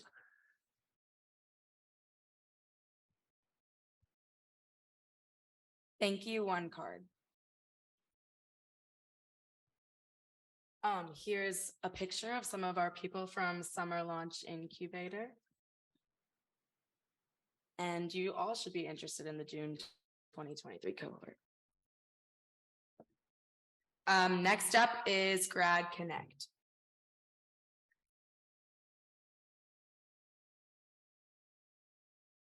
Good, thanks.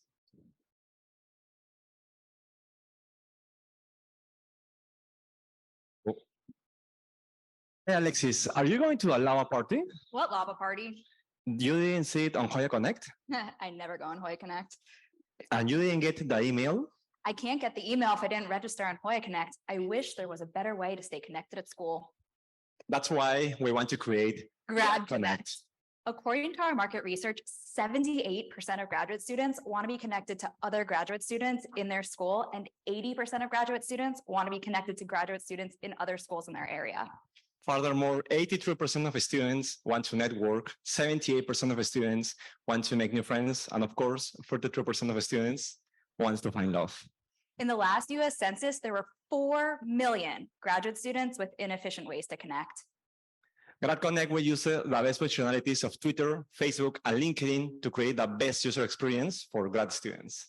There'll be a live feed like Twitter, a connection app like LinkedIn, an events page like Facebook, and another connection feature. GradConnect connects people with similar interests, and the way we make money is by two main things. The first one is we're going to charge a fee for promoting events, and the second one is for purchasing premium features for several grad students. I'm Alexis Cohen. I'm a second-year MBA student, and I've certainly faced the problems that GradConnect would fix. I come from a banking background and started an innovative nonprofit prior to coming to Georgetown. I also really like efficiency and like to make my life as easy as possible. I am Bruno Avila, a first-year MBA student who has been a tech entrepreneur for the last 4 years, who experience in product development, go-to-market strategy, and of course in software development. Help us launch GradConnect.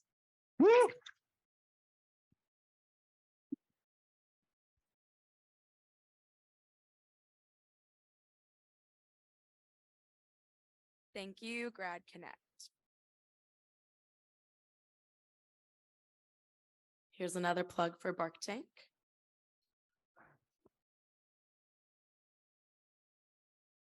And next up, we have Sub-Zero Thermospray.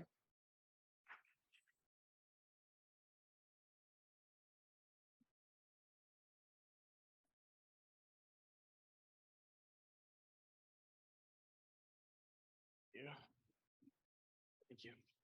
Hi, my name is Kishore. I'm Clark. Over winter break, my grandma, Aji, called me asking for help with a burdensome task. When I asked her what it was, I was surprised to hear the answer. She needed help getting from her car to her front door. You see, a thin layer of ice had formed on her driveway, making that 20-second trek dangerous. This fear of falling and slipping on ice is neither unrealistic nor uncommon.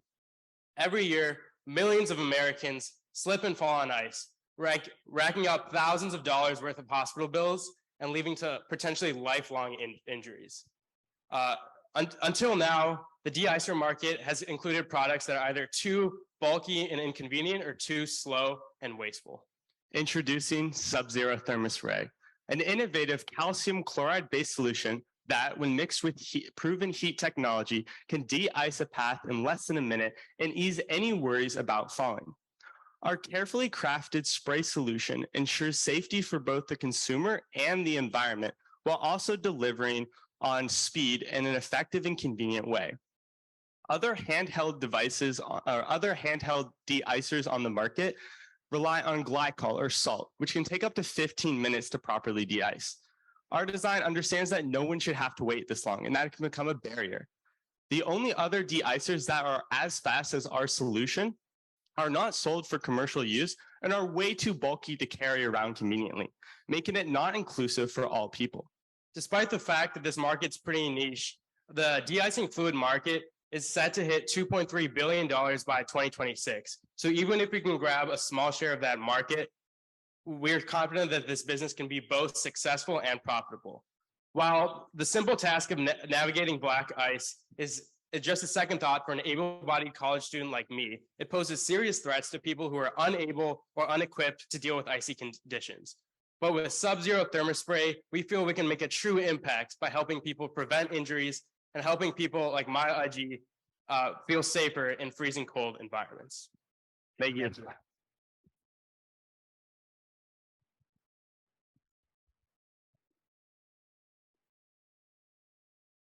Thank you.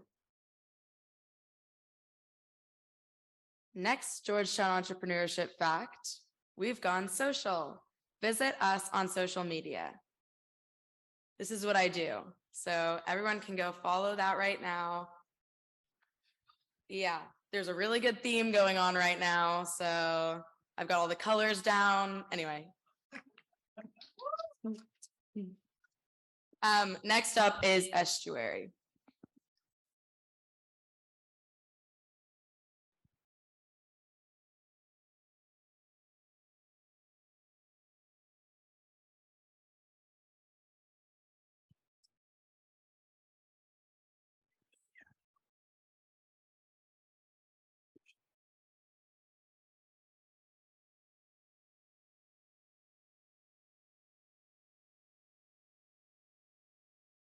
Sneakers are becoming less accessible every day.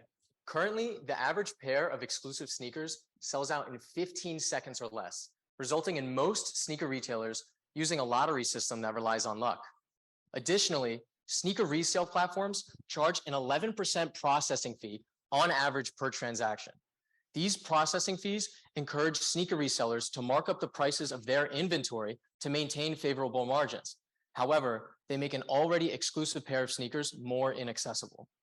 Imagine buying a pair of sneakers for $120 at retail and seeing the resale value hit $200, but knowing you won't make any money using these other platforms.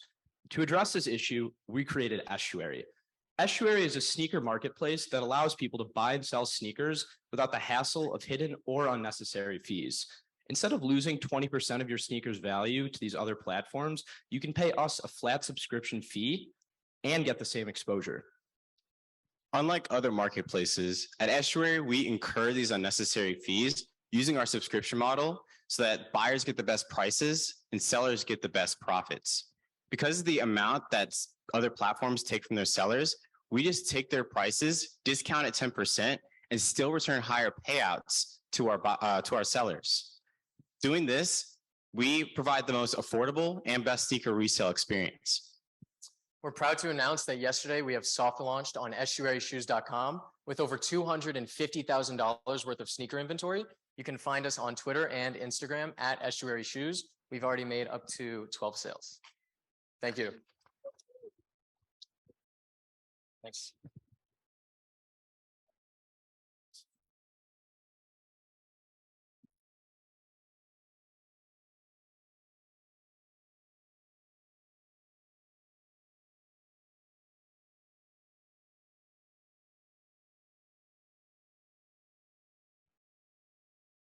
Georgetown Ventures is the community for undergraduate students interested in entrepreneurship. You can learn more on their website and get involved. Next, we have the Chai Stop.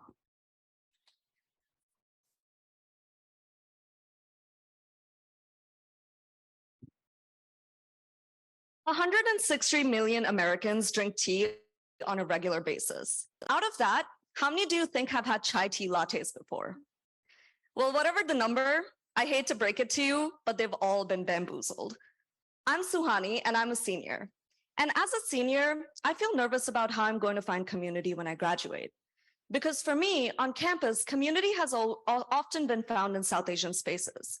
But the second I walk out of that front gate, there's really no place around that brings me that same authentic feel of home.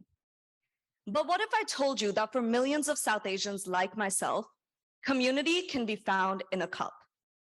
You might think I'm crazy, but chai is truly a means for hospitality and connection throughout South Asia and the Arab world. It's a type of tea that is made in a lot of different ways, but it's always made not with sugary powders, syrups, or tea bags, but with whole ingredients such as aromatic herbs and spices. Despite a growing demand for tea in the US today, there's no authentic cup of chai in the market. Chai Stop aims to fill that space in a time when demand for tea is being further fueled by young people in particular, and a growing health and wellness industry that is raising awareness of the medicinal benefits of tea. Chai Stop caters to all those 160 million Americans who are currently missing out on the power of community through tea and all its health benefits. My hope is that with any funds raised today, I can test the demand for chai through three main channels: a franchise or a B2C or B2B product. In my own life, chai has been a way for me to connect with my friends throughout my time at Georgetown. And the drink especially blows away those who have only ever had chai tea lattes before. This is clearly an untapped and high potential market. But most importantly, chai for me and millions others is a home in a cup waiting to be shared. Thank you.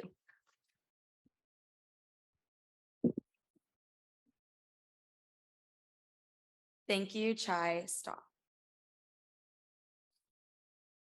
We have an event coming up soon called Venture in the Capital. There will be amazing speakers and it'll be here in this room. So we'll be sending out more information about that soon. Next, we have Tesse Bank.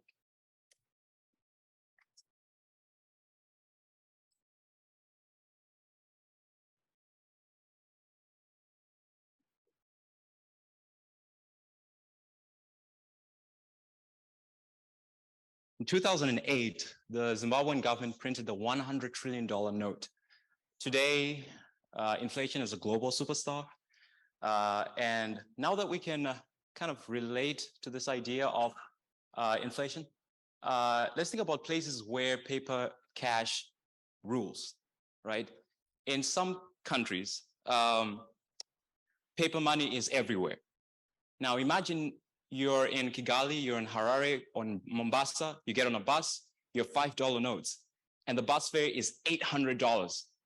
How many notes are you going to count? A tedious amount, right? For you and the conductor. Paper cash does not belong on public transports.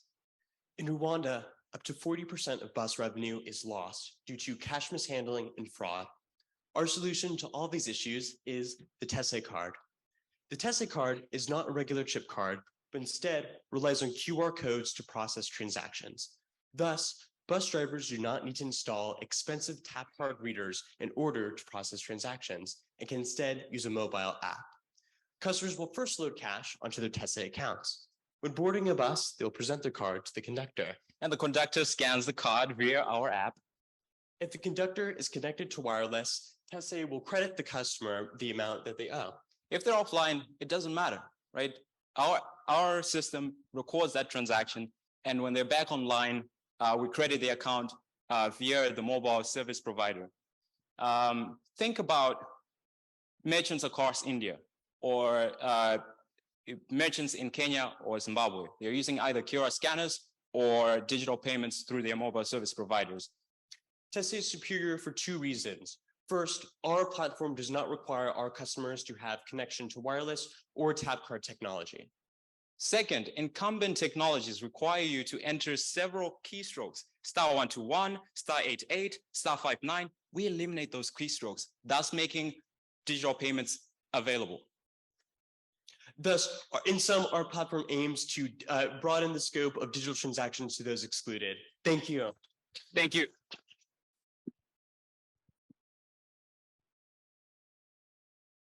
Thank you, Tesse Bank. Here's another reminder about the Georgetown Entrepreneurship Challenge.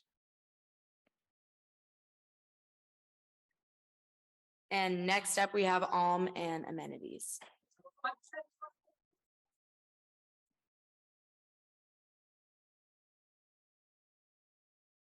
5 months ago, when my girlfriend relocated from Chicago to New York, we met a problem.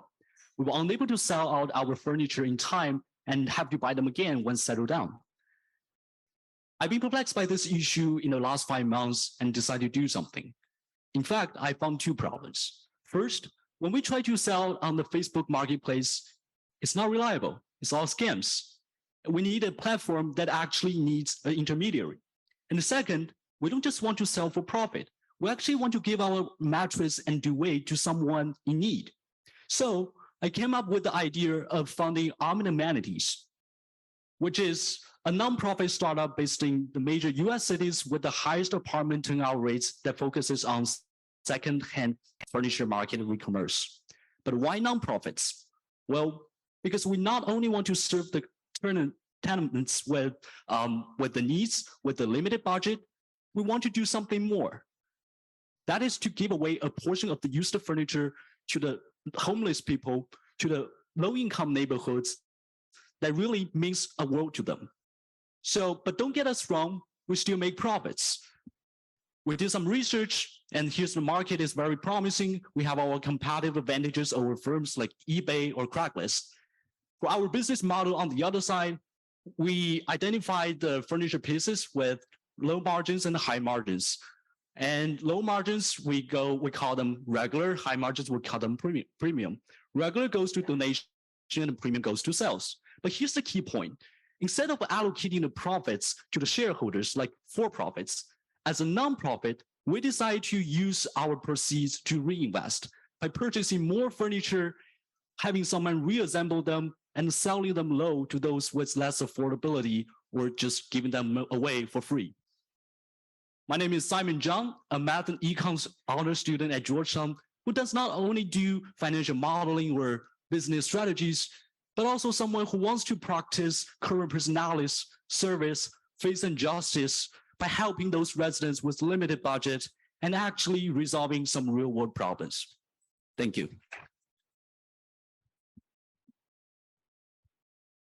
Thank you, Almond Amenities.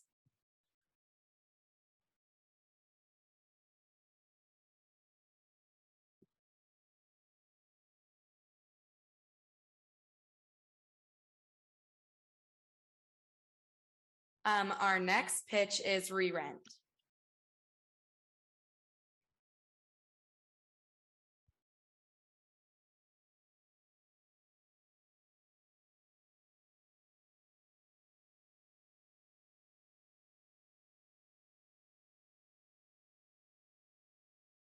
Thank you.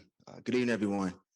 By show of hands or head nods, how many of you all are either renters or know someone who rents an apartment here in DC? Okay, quite a few hands, a lot of head nods. Well, great news. Re-rent aims to make the rental process easier for you by either allowing you to rent or sublet your apartment hassle-free, all right? So the process is simple. Create a re-rent account. We'll create your listing, welcome the guests, and unlike Airbnb, check this out, we'll even communicate regularly and clean up for them, allowing you to monetize your apartment stress-free while you're away. Sounds like a great idea, right? But there's more. We'll even help you save time and money with our 3-minute onboarding process, and will empower you to make money effortlessly as you continue to invest in your education here at Georgetown. Thinking about renting out your apartment during the spring or summer break? Let us make the process stress-free for you here at Re-Rent. Thank you all.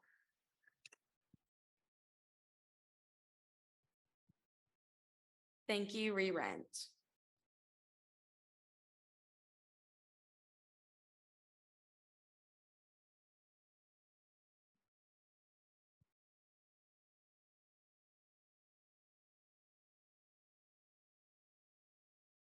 All right, our next pitch is Cicada.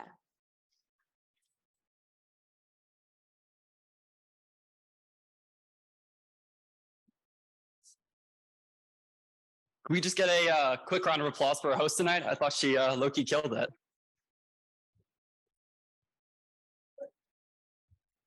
Hi, everyone. My name is Max Potter. I'm in the recruiting process right now, and I'll be frank with you, it sucks. It's awful. I get no feedback on any of the applications I submit. I'm doing these tests. I'm not getting any feedback, and I'm filling in the same redundant information over and over again. It's ridiculous. I talked to my friends and I realized they all had a similar problem. So I set out to solve the problem for myself. Cicada is a SaaS-based solution where candidates looking to get hired for finance and technical roles can go in and complete technical and soft skill assessments, similar to the ones companies are already using. Companies looking to hire, mostly college students since they lack a lot of experience, can go in and say, all right, I'm looking for a financial analyst. I want someone that has leverage buyout skills, someone with basic accounting skills, and someone that's more extroverted with a specific risk tolerance. They can, in seconds, create a job posting, pull from a data-dense pool of active candidates looking for roles, and get a rank-ordered list of candidates based on all of the criteria they are looking for. This creates a more effective and more meritocratic hiring process, which I think is something we need in the world today. We already have a front-facing website, cicada.day, if you want to check it out. And we have a bunch of companies already expressing interest and ones that are actively looking to use our platform. We use a traditional SaaS recurring revenue platform, recurring revenue model, and have been shown a lot of interest so far. So next time you are looking to hire for a role or get hired, think about using cicada.day. Thank you all very much. Yep.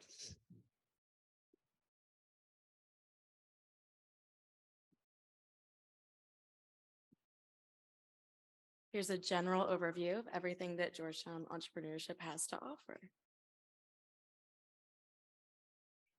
And next up, we have Candid Works.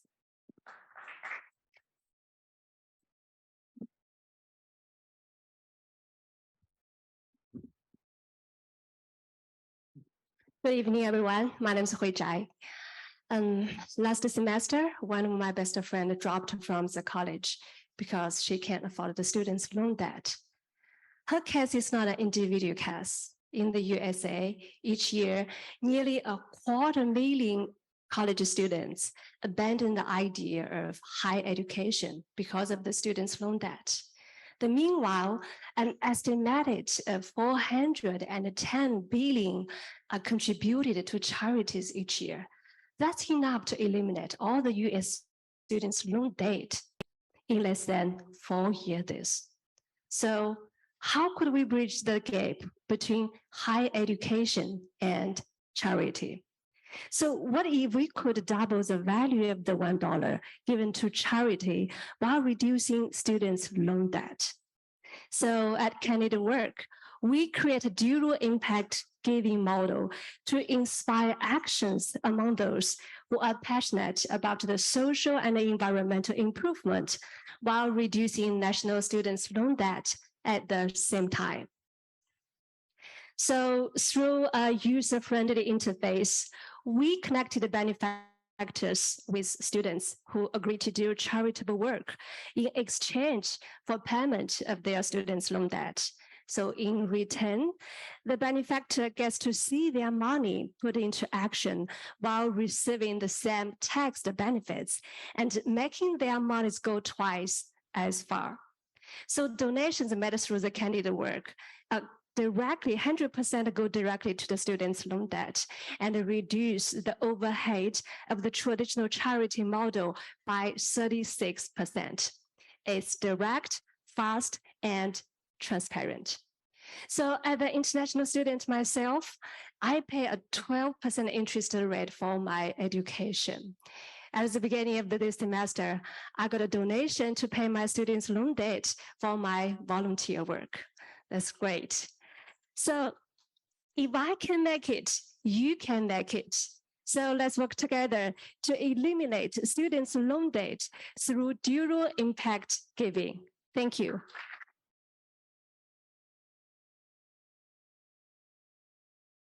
Here's another plug for Venture in the Capital.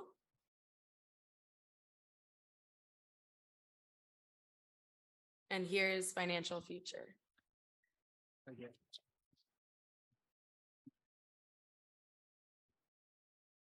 Hello, everyone. My name is Kunal Borde, and I'm the founder and CEO of Financial Future. Now, I know you guys are tired, but for the third time today, could you please raise your hands for me if you believe personal finance is important for college students? Okay, so clearly we all agree that this is important, but did you know that 15% of college students don't have a checking account, 45% of them don't have a credit card, and over 66% of college students don't have an investment account? Clearly this is a problem, but why?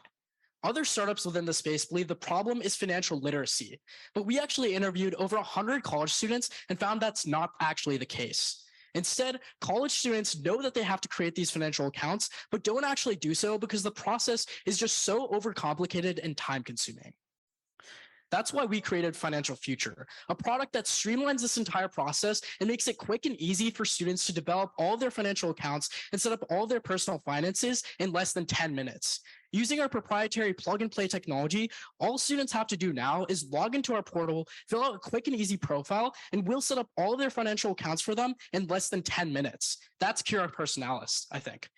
At the end of the day, we have the best part about this idea is that you're not really investing in a crazy idea here. We've already built and started testing the MVP, and we already have been working with commercial banking partners to set up an even more fleshed out version of this product. Right now, there's quite literally nothing else like this on the market. But even if potential entrants enter this market, it doesn't matter because our proprietary technology coupled with our partnerships mean that we have the fortifications and moats to protect against any new market entrants. Our only indirect competitors right now are random personal finance courses and internet blogs that are focusing on the wrong problem. They're tackling education instead of action. So finally, why me? I'm 20 years old and I don't really have any experience with fintech, but this business really boils down to two things, tech and personal finance. On the tech side, I've interned as product manager at Microsoft, Salesforce, and a unicorn startup, meaning I have a lot of experience in this space. On the personal finance side, no, I'm not in Guelph school or anything, but I am a business student with a lot of personal finance background knowledge. So if you want to build the financial future, please join me and invest. Thank you.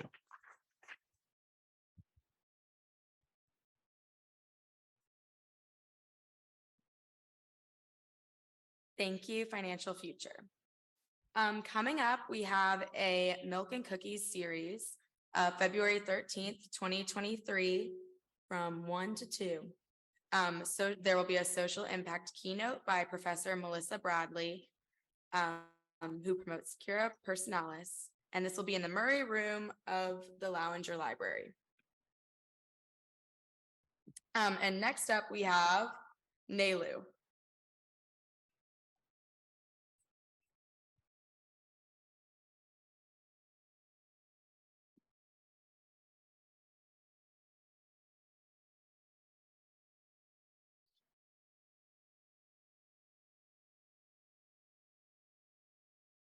NALU's Latin America's first marketplace for refurbished electronics.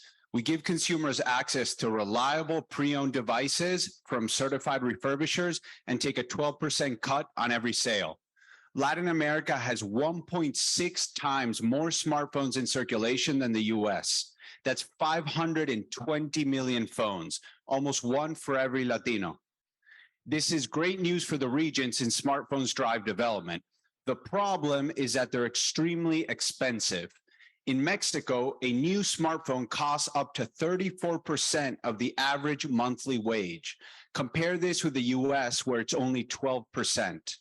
A used or refurbished smartphone, however, costs much less, about 40% less. It's also better for the environment. Unfortunately, Latin Americans don't trust secondhand goods. They associate them with the black market. Existing marketplaces like Mercado Libre have done a lousy job at dispelling this stigma.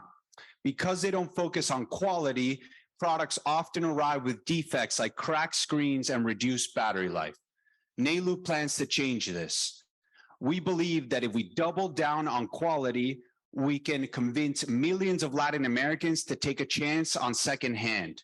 Our solution is a vertical marketplace for pre-owned devices that vets, monitors, and ranks professional refurbishers according to quality. The market for pre-owned phones in LATAM is expected to triple from $3 to $9 billion by 2030. Before my MBA, I helped Europe's leading marketplace for refurbished devices scale its US business from 0 to over 120 million in sales in under 3 years. I'm also Latin American. I'm here today seeking $1,500 to visit refurbishers in Mexico and get them on board. Thank you.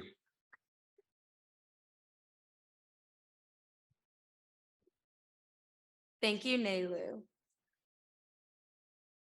In honor of Black History Month, we're proud to publish our first ever Georgetown Entrepreneurship Black Hoya-owned business guide.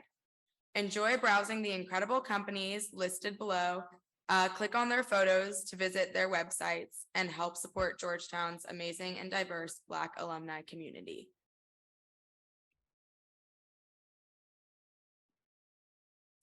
And next up, we have Sixth Sense.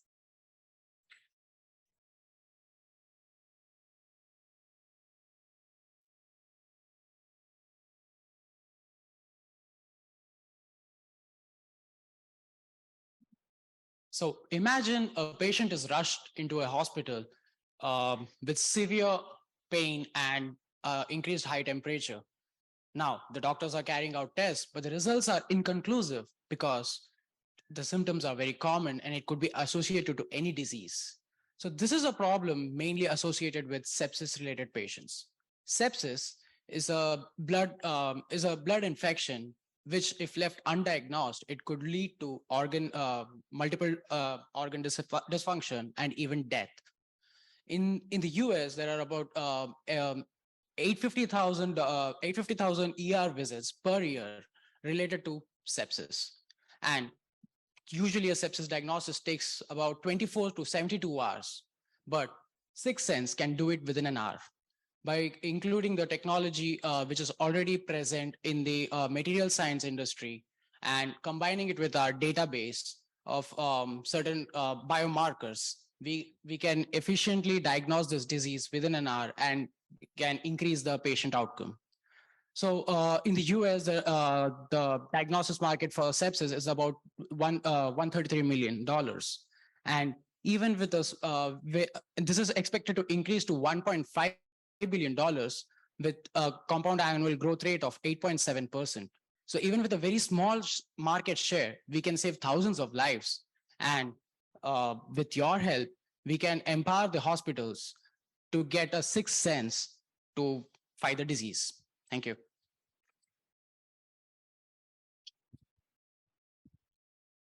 Thank you, Sixth Sense. You can watch a recording of tonight's event, even though you're already here, at eship.georgetown.edu/rocket. But if you wanted to watch it again, you can. Okay. Next up, we have Alone No More.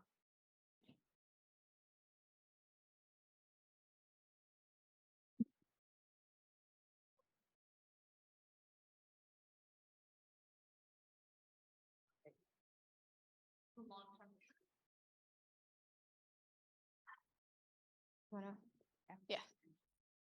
Okay. Let's go. So I'm going to put everyone on the spot here. On a scale of 1 to 10, how lonely would you say you are? Now, I don't expect you to answer. There's a reason why I'm asking. That's because DC was actually dubbed the loneliest city in the US.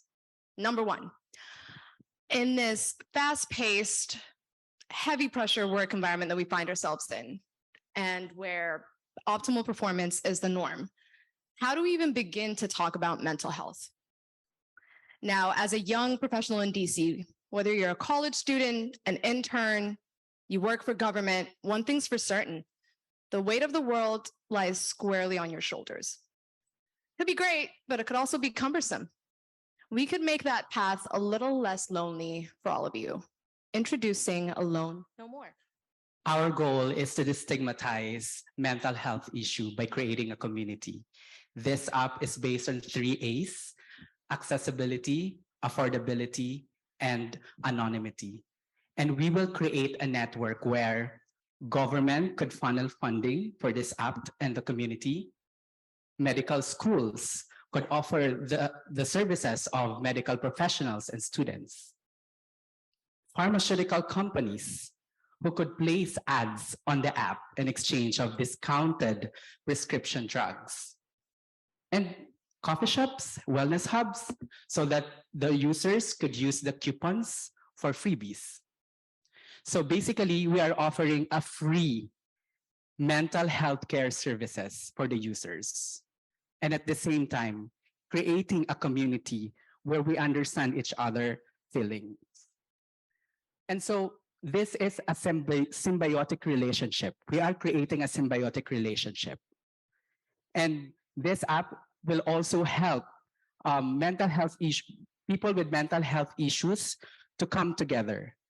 And so we are prolonging the line of these people and help them feel alone no more.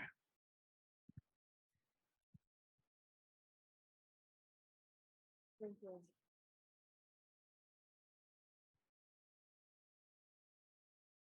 Thank you. I also heard that that statistic was not including the Georgetown entrepreneurship community. So, okay, that's all. So now it's time for the People's Choice Award.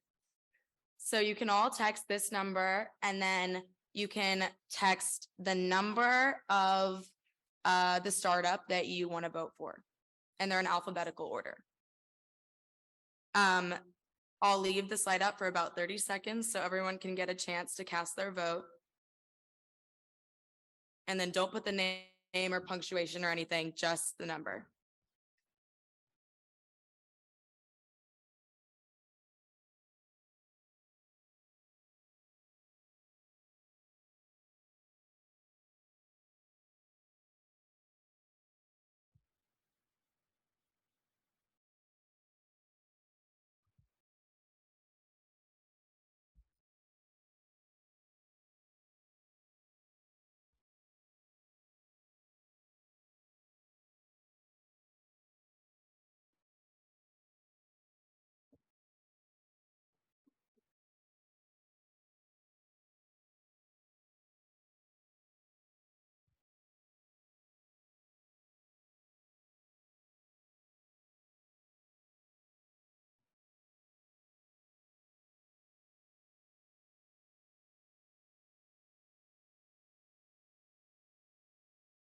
I'll give like a 10-second warning.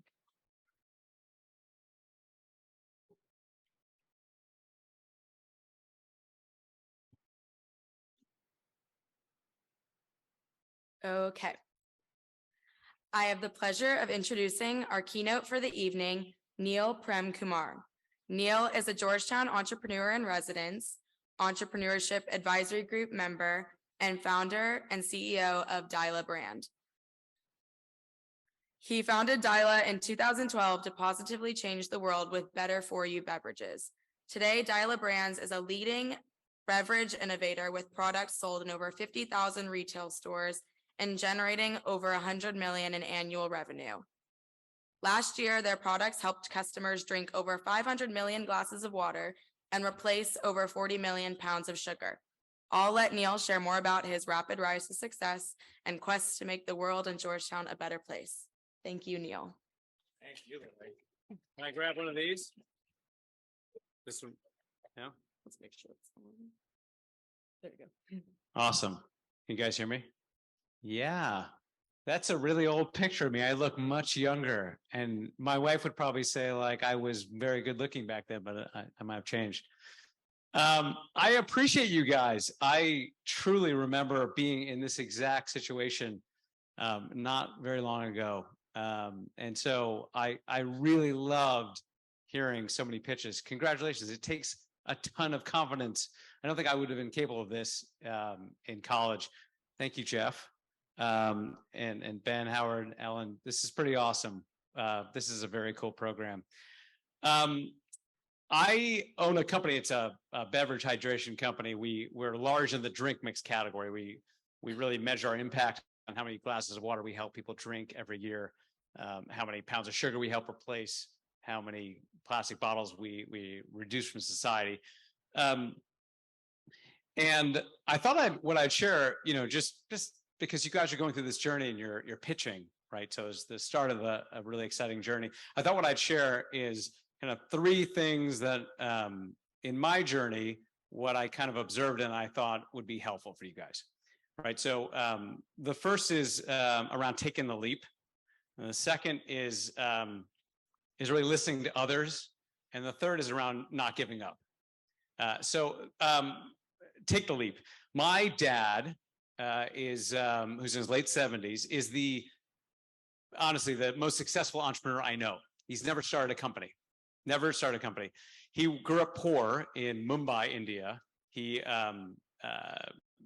entire family, by the time he graduated schooling, he really didn't have a chance financially to kind of succeed. He thought he'd have challenges back in India. So he convinced his parents to give them his life savings and actually invested in helping him get to the States. Literally, the entire family savings was enough to buy about a third of a plane ticket to get to the US. So he took a loan for the remaining 2/3. Now, the amount of money, I remember my dad telling me this, the amount of money that he had to take was more than any amount of money the entire family had for generations back. So he took a loan to just come to the States, not even like to study, ended up getting a scholarship at the University of Pennsylvania, and he had a successful career. most importantly, he took the chance to give money back to the folks that didn't make it. So his sisters or brothers, there's about 30 people that kind of owe a lot of their career success to the money he gave back. So I actually think of him, never started a company, as taking the leap because he took a huge chance, just like a lot of you guys are doing. That's the biggest chance you're going to take, whether it's taking a chance to come across the world or taking a chance with a business that you're starting. It's pretty incredible. So applaud you guys for that. The second thing I've learned over the years is listening to others. I started a bunch of businesses, and I'm on the board of a few companies and invest in a bunch of companies. The first venture-backed business I had was a complete failure. I started this company. The idea was a distributed agency. We had like thousands, I think 8,000 creative professionals, like graphic designers and artists and copywriters around the world. And the idea was to provide businesses of all kinds creative services, like advertising services or project management. And all these small businesses and large businesses post their projects on this website. The name, which I was particularly proud of, was called Creative Hub. And I thought I was going to be a billionaire. I remember pitching 15 years ago, and I was like so proud of myself. What I found quickly was it's very expensive to get a lot of small businesses to post their projects on a website. On top of that, the large businesses need a personal touch. So it takes a lot of money and time and energy to get them. So it wasn't successful. The interesting part was we had all these professionals there, and one of our junior employees pitched the idea to me and some of the other folks in the company of, why don't we just take all these creatives that we've put together, and we have their profiles and all their information, and have them create their own products or content and have them sell them directly. And I remember at the time thinking, God, what a stupid idea that is. And we poo-pooed it, and we poo-pooed the whole concept. And that guy went to start Threadless, which ended up being a huge success. And the company that I had started was not successful. And there's been a few stories like that, I think. So listen to others has been a reality that I think I've learned the hard way, that it's really critical. As you guys go through this process and you're presenting and you're getting feedback on your pitches, I think listening to other folks, whether you want to hear the information or not, is critical to whether you might be successful. Because at some point, somebody's going to come up with something that's going to really help you, right? The third thing I've really learned over the years is just don't give up. Whatever you do, just do not give up. So the first year I started this company, right? So this year, I actually think Lily had the numbers wrong. We served 1.1 billion servings of drink mix, right? So this is we have several hundred employees. This is a huge business that's evolved over the years. The first year I started, it was just me by myself. The reason I started this drink mix company, I don't know why drink mix. My wife was pregnant with our 10-year-old twin girls. We have 10-year-old twins. It was an at-risk pregnancy. We'd had a bunch of miscarriages. It's been a really tough process to get pregnant.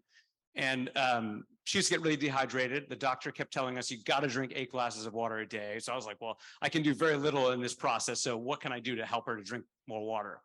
And she only wanted natural organic products. So I thought, okay, well, let me at least get something that's natural or organic and have that. Couldn't find anything on the shelf. So I started making my own stuff in the kitchen with fruit extracts. I found a manufacturer. A manufacturer would help us put this into a bottle so that you can actually consume this product. And I went through the whole process. I sourced all the extracts. I sourced the bottle, the label, the manufacturer, ironed out the details. This is all the process that you guys actually are going through, which is a difficult process to create a company, right? There's so many details. Finally, get to the day before production. I'd gone to the manufacturer and visited a couple times. The day before production, he calls me and he says, hey, the 28 cents per bottle that we agreed upon is now 58 cents. It's like, well, look, Charles, I'm out of business. So if that's the price, then let's just not do it tomorrow. I'm going to cancel my flight. Let's just forget about it. We negotiated and finally got back to, 28 cents. And I learned a ton from that. Just you cannot possibly give up. Literally, you produce it. Once we produce it, 30%. So literally 30 out of 100 bottles were leaking. This leak happened for about 18 months. Probably, the threading didn't fit on the bottle. This is more detail than you guys need. It was a nightmare. I had to contact every single consumer myself. I literally was on the phone with thousands of people because we were selling it online. And most of those customers ended up sticking with us. It took forever, but I couldn't give up, right? I named the company after my daughters. I called it Dyla because one girl was named Dia and the other one was named Nyla. And I figured if I named it after my kids, I couldn't give up. I had to make it successful. So the third point about not giving up. So, okay, had this product, it was leaking, but at least 70% of it was selling. And I needed some money to help make sure I could promote it and sell it. Didn't have much money. So I went out to a bunch of people, tried to go to events like this, raise some capital. My father-in-law, who is a teacher, he's a school teacher, didn't have much money, but he was like, I really believe in you. I want to give you some money. I was like, okay, are you sure? I don't really, if you're not comfortable, don't do it. He's like, no, I want to do it. So he gave me $50,000. This is a big amount of money for him. And I was so appreciative. About 6 weeks later, I took the capital, we raised a small round of funding, put it into the company. 6 weeks later, he calls me back and he goes, I thought about it. This is really risky. I want the money back. And I was like, oh my gosh, and my wife, when he called me, was like next to me and she's like, just give him the money back. Why don't you just give him the money back? And I was like, oh my gosh, like the money is in bottles right now. We just ordered all this inventory. Just give me like 3 months, 2 to 3 months. I'm going to get you the money back. 2 months is the most stressful 2 months of my life. Besides, I have 3 children. So it's the most stressful 2 months of my life. Still, finally get the money. I call him back and I'm like, I have the money more than, plus interest. I've got it all. He's like, nah, you know what? I've changed my mind. I want to let it ride. Like, all right, well, thank you. But and now 10 years later, he's happy, I think, with what happened. But the truth is, I think, you guys have dreams, right? You've got all of these ventures we saw tonight. It's fantastic what you guys are doing. They're different areas. You guys, whether you're undergrads or alums or MBA students, you have dreams about different things that you guys are doing. That's awesome. Don't give up, right? The version you came up with may not work, but some version of that will. So don't give up. That's it, really, guys. Thank you.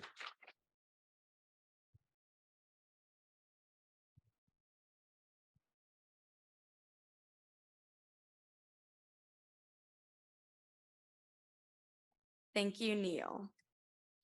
Looks like we're still waiting for. Are we good? Okay.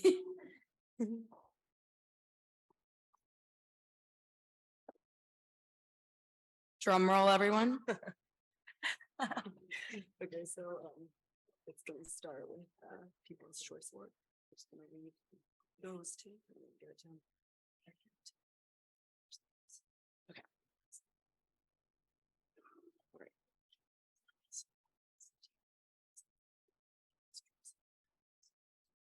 Okay. First up, you guys all voted. Our People's Choice Award goes to Georgetown Reuse.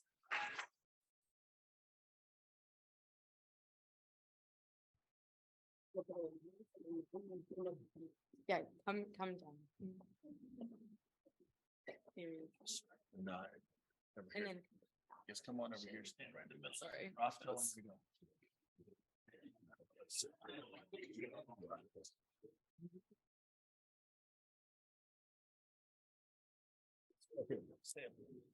Next up, the Eisenberg Family Prize for $1,000 goes to rations.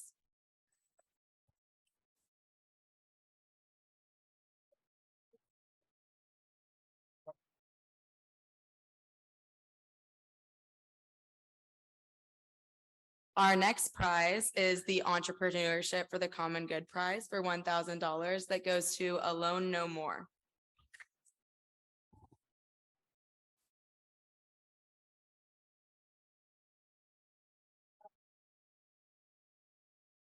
For second prize, Fitness LLC.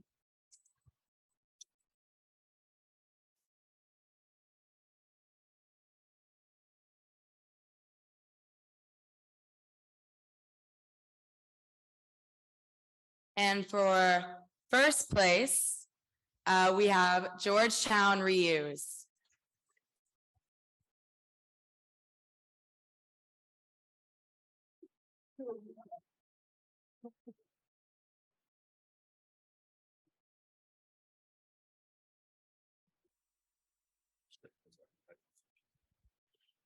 Please give it up for our amazing winning teams. You guys stick around. We're going to do some more photos. Way to go.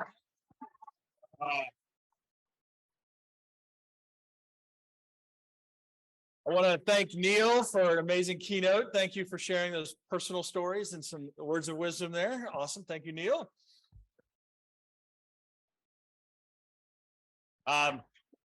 And a shout out to the Georgetown entrepreneurship team, Aveline and Ben, and so many of our students, and especially to Lily, our MC for the night. And once again, thanks to Margarita. We do have some food. I think it's right outside. Is that right? Right outside the back here. But before that, I'd like to invite all the students that pitched to come down for a big group photo. So all the students that pitched, come on down. We'll see how many we can fit here. And thanks everybody for coming out.